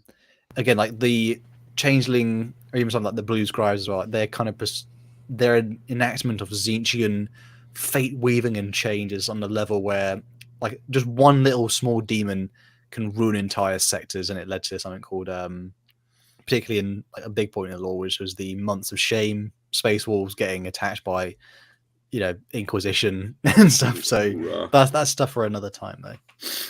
Great Horned Rat. He's also he also got Balthasar Gelt thrown in jail in the end times, the Changeling. Oh. Pain. But yes, the Horned Rat, the greatest, truly the greatest chaos god. Actually, officially now, the 5th god of chaos as of the latest AOS edition, which is funny because I thought he ascended at the beginning of Age of Sigmar, but apparently that was a prank. But he made a deal with Archaon. He's now a chaos god, which Archaon can apparently just do, which is good to know. He is the chaos god of the Skaven, of course, and he represents just being the worst. Like there's no other way to put it. I know I said that a lot with Nurgle.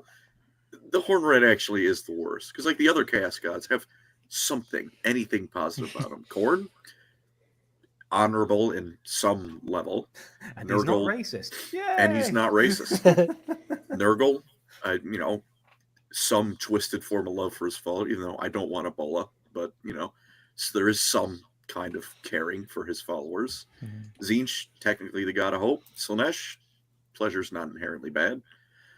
The Horned Rat, none of those positives. He's awful all around. He exists to ruin other people's things, including the Skaven.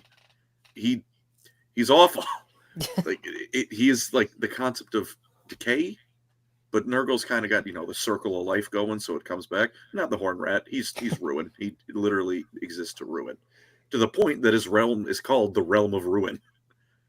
That I believe he created by just taking chunks of the other Chaos God's realm and shittening them up a little bit.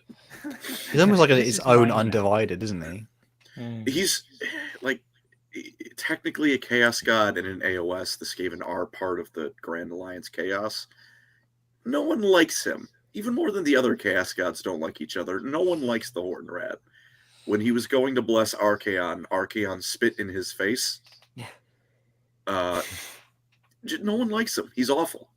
But that's why I love him, because he's such a phenomenal piece. Because you just have to say it every time, like, he's not a rat, he's a rat. Like, he is. Yeah. Is he worse than Nagash, though? Yes. Yeah. Well, I must say, that's a really tough. That's a really tough question. That's why I asked. Look, Nagash is the rightful ruler of the mortal realms. It simply is. So, Sigmar, we have confirmation as of the latest edition of Age of Sigmar trailer. He just straight up steals a soul from Nagash's hand. Truly, Sigmar is a thief of what is rightfully Nagash's. But this is a whole different tangent. No, the Horned Rat. His history begins, around the same time as the Skaven, when the Skaven were the city of Tylos in Warhammer Fantasy was getting invaded by rats, and then Skaven is presumably when he popped up. For a while, he wasn't super influential. He just had the Skaven go out and make lower property values by their persons, basically. It was I believe the first or second. The Skaven get into great civil wars every 5 minutes. I don't remember if it was the first or the second he finally showed up. But in one of those, to end it, the Grey Seers summoned him into the world to get the Skaven to stop killing each other. Whereupon he showed up and just started eating Skaven for a pretty decent amount of time. Like, it wasn't a quick handful. He just started grabbing them like popcorn. And then eventually, gourmet, is it? No, but it is what it is. Eventually, he managed to satiate himself for a bit, and he was like, "Listen, Skaven, it is very funny watching you do this. I'm not the genuine reasons. He thought it was funny they were killing each other. But he's like, the joke's getting old. I've had my laughs. Now you must work together." And then the Skaven work together and go out to kill things. So he doesn't make appearances often. When he does, a whole lot of Skaven are going to die. But he'll then, kind of get everyone together. Sort of. Again, these are Skaven. Like Through I said, fear, mostly. Yeah. They're afraid of him. Yeah. Because of that, he doesn't really corrupt people. There is, I think, in one of the Warhammer Fantasy supplements, a cult that worships the Great Horned Rat. I think it's in Middenheim, but I might be wrong on that. The problem is the Great Horned Rat doesn't really do anything for them. Like, this is a Stockholm Syndrome terror cult. And Skaven don't respect them. I think the Skaven might use them as like meat shields. That's it. The Horned Rat doesn't really mess with humans. He messes with Skaven very often, but for the most part, it's not an enjoyable experience.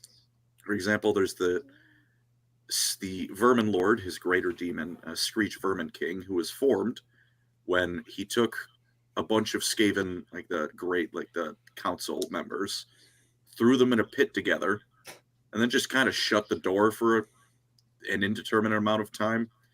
And when he opened it back up, they'd fused into one being, his greatest Vermin Lord. So that's the kind of blessings you could expect to get from this guy. Jesus. Not great. Other than that, he did give the Skaven the Black Pillar, which can be used for any Skaven that can challenge the ruling Council of 13. With the Horned Rat's backing, because if they touch the pillar, make their argument, they can theoretically get the Horned Rat's blessing and become a council member. Problem is, most rats that touch it blow up. So, 99% failure rate. Yeah, if 99 might be a bit low. Jeez. He's got his Realm of Ruin, which is filled with greater demons, his vermin lords. It is, I believe it said there are as many vermin lords as there are Skaven in the mortal world. Jesus. Which is a couple billion minimum. Jeez. As of AOS, probably trillions or more. And it's filled with warpstone. All you can hear is squeaking rats. It's just awful. It's just horrible. I'd rather be in Kamara. He's really well personified, but I hope this character you're going to mention. Oh, you should know damn well who I'm Yeah. going to bring up. That's the best way to explain it. Yeah, but they even have their own mirror of the Skaven Council of 13. There's 12 exalted vermin lords who have the Shadow Council of 13. It's a little fucky. But that's all the Skaven. And of course, how could I not mention Yes, Horned the Rat's champion. funniest clown, Thantcol, the Grey Seer, who is not the Horned Rat's avatar in the mortal world, but sometimes it really seems like it. Thantcol is, if you ever feel like you're a failure, just remember, you can always fail so hard that you succeed in life. Because that is Thantcol. He's on paper the ideal Skaven. He's genuinely cunning. He's a very powerful wizard, to the point that, like, some of the other most powerful wizards shown in Warhammer, like Thantcol shows up, and it's like, oh, you are a threat. That is a problem. He nearly ripped an airship out of the sky. He nearly ripped, like, the dwarf Hindenburg out of the sky, only stopped by an incredibly powerful wizard in Gotrek and Felix, of course. Hates Gotrek and Felix. And that we'll get to that later at another time. And if Thantcol has his sights on you, you might not die, but everyone around you is probably going to, including the Skaven. Because the problem with Thantcol is he's so self-absorbed and so self-destructive that everything he does is ruined, and he's also incompetent on top of still being competent. Like Age of Sigmar. Once again, we are ruining Nagash's plans, because that's what the Skaven exists to do. He led the invasion of his next greatest set of Black Pyramids, and the Skaven did successfully blow them up and ruin Nagash's plan. They also accidentally tunneled into an ocean filled with zombies and flooded Skaven Blight. It was called the Year of the Drowned Rat. That is the fun of Thantcol. His book, I've started finally reading his books recently. It starts with him being captured. Oh, donation. Let me give that a read.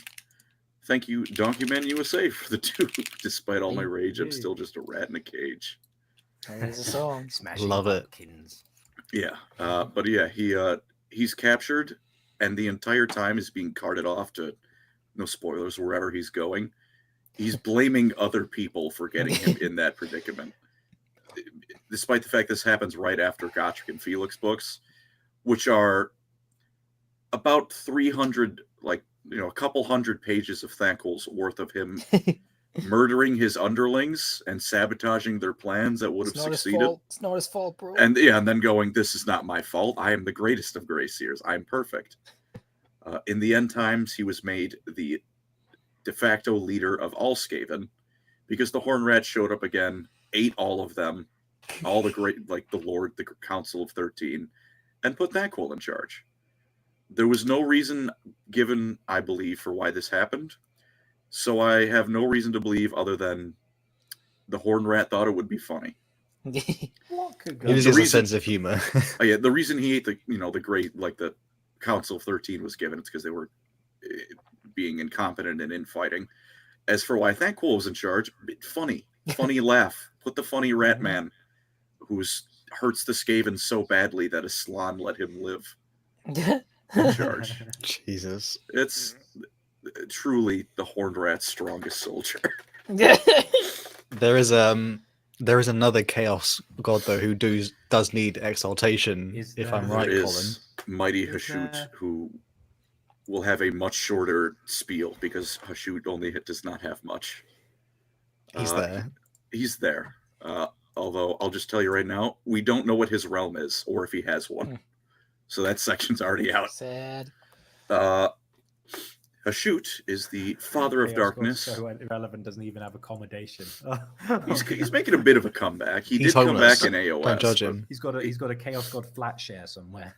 Yeah. Yeah. It's like he's the chaos god of tyranny, darkness, greed. But he might not be a chaos god. He might just be a really powerful demon. He might be something else entirely connected to chaos. Never really clarified exactly. The Dawizar, the Chaos Dwarfs, worship him as a god, and he is their patron. When the Chaos Dwarfs were not quite Chaos Dwarfs yet, they were cut off from the ancestor gods of the dwarves.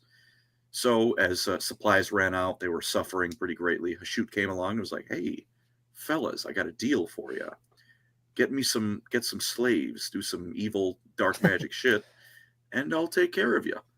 And to be honest, he is probably the best chaos god to worship because he doesn't lie. If you do what he wants, he's not going to screw with you. Like Tzeentch may decide you're a chaos spawn now because why not? The Horned Rat probably wouldn't lie either. He will punch you.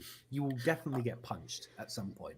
Fair enough, but Khorne he's still like proper chaos. Like if Khorne gives you too much love, you can still turn into a chaos spawn. That Tzeentch does that the most, but that's not strictly speaking unique to Tzeentch, right? There is a downside to Hashut, if I remember. Only for Isn't it the sorcerers? The thing with that is, in theory, sorcerers of the Chaos Dwarves do turn to stone after a long enough time. The thing is, I'm pretty sure that's more of a dwarf problem, because the dwarfs were made by the old ones to specifically not be able to use magic.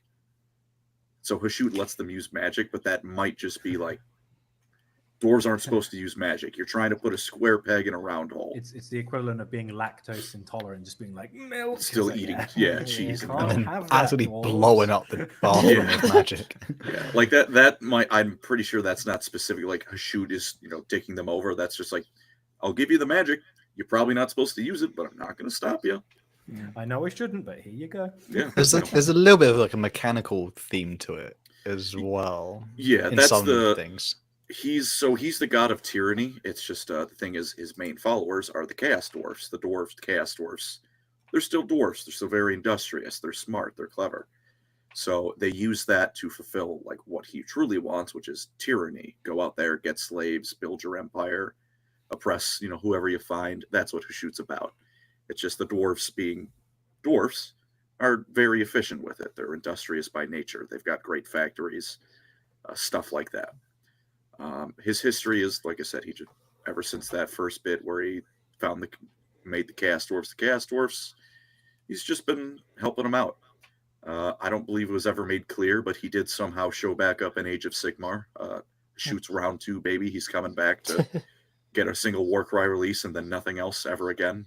Chaos Dwarfs truly are the most oppressed race. And there's not much to. He's more of a minor entity, isn't he? It's kind of hard to.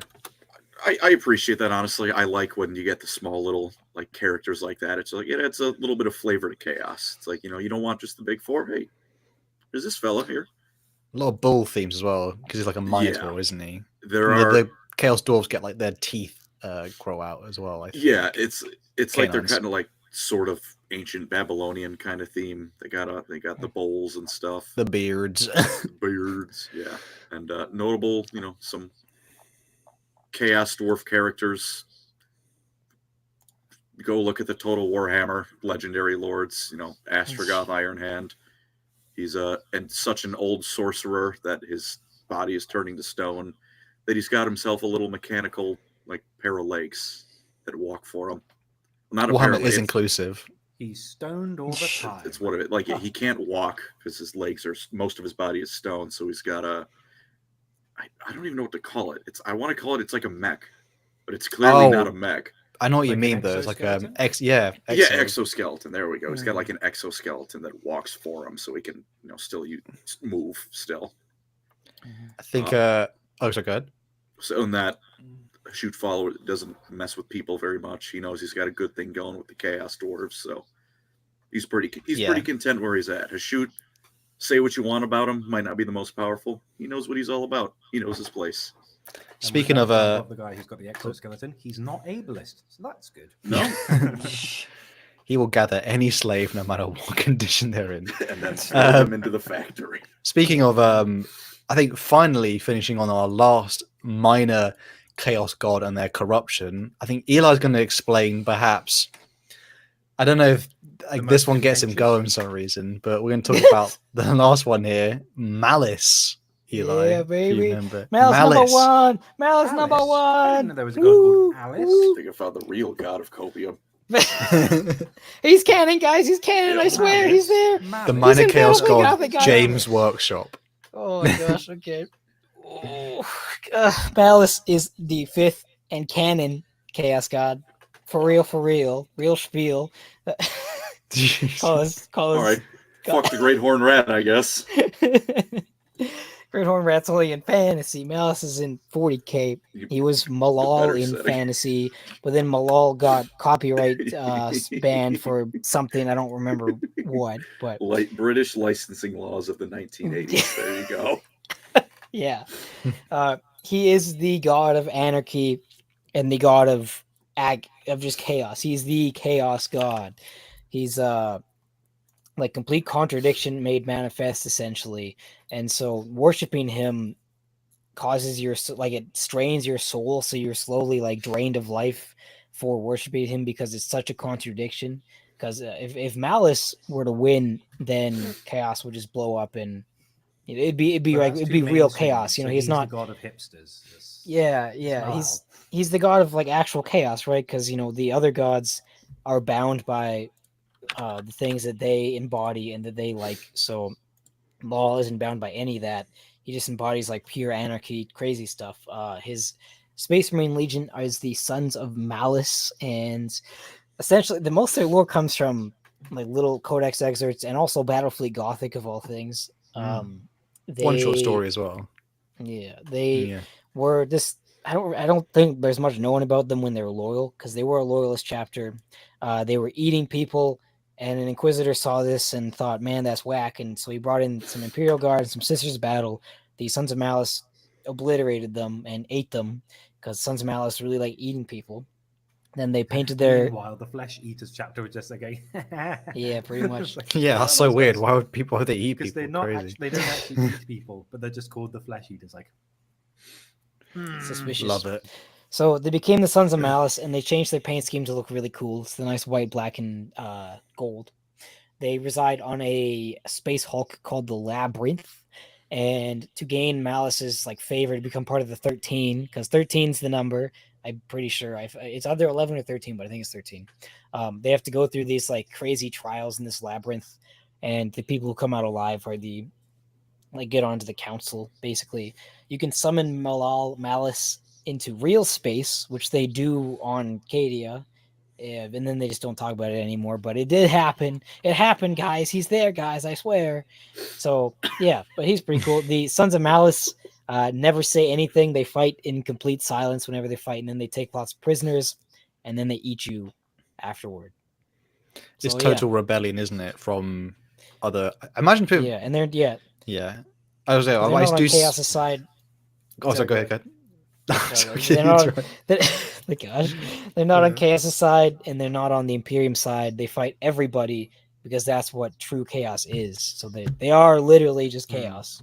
They're just a punk band. They're a Space Marines punk band. Speculate in contradiction to the other chaos gods being corrupted by Malice. You probably don't show much of it just because of the fact of the other chaos gods do, and therefore he wants to rebel against that idea. But I think, yeah, Malice is, there does need a little bit more love. But Malice is kind of again, like as Eli said, like, his purest form, interesting. Not much is known about his realm, is it really? It just mentions the Space Hulk and then they summon him in that story, don't they? And he just looked like a big creature, and they're basically like, it's undescribable. That guy's beefy. Classic. I swear, bros, I don't have the words to describe this really cool thing I'm looking at. I think they also having betray an each other as identifiable well. Visage is cringe. I'm just not gonna. That means nothing. They have chaos. They have a thing of they will betray each other because it's to do like that's like also helps serving Mars as well. So when like when I mentioned they become like part of the council gets sacrificed to bring him into real space. So anything like are you expected a reward for your service? No, that would be a contradiction. So yeah, I think the complete opposites everything.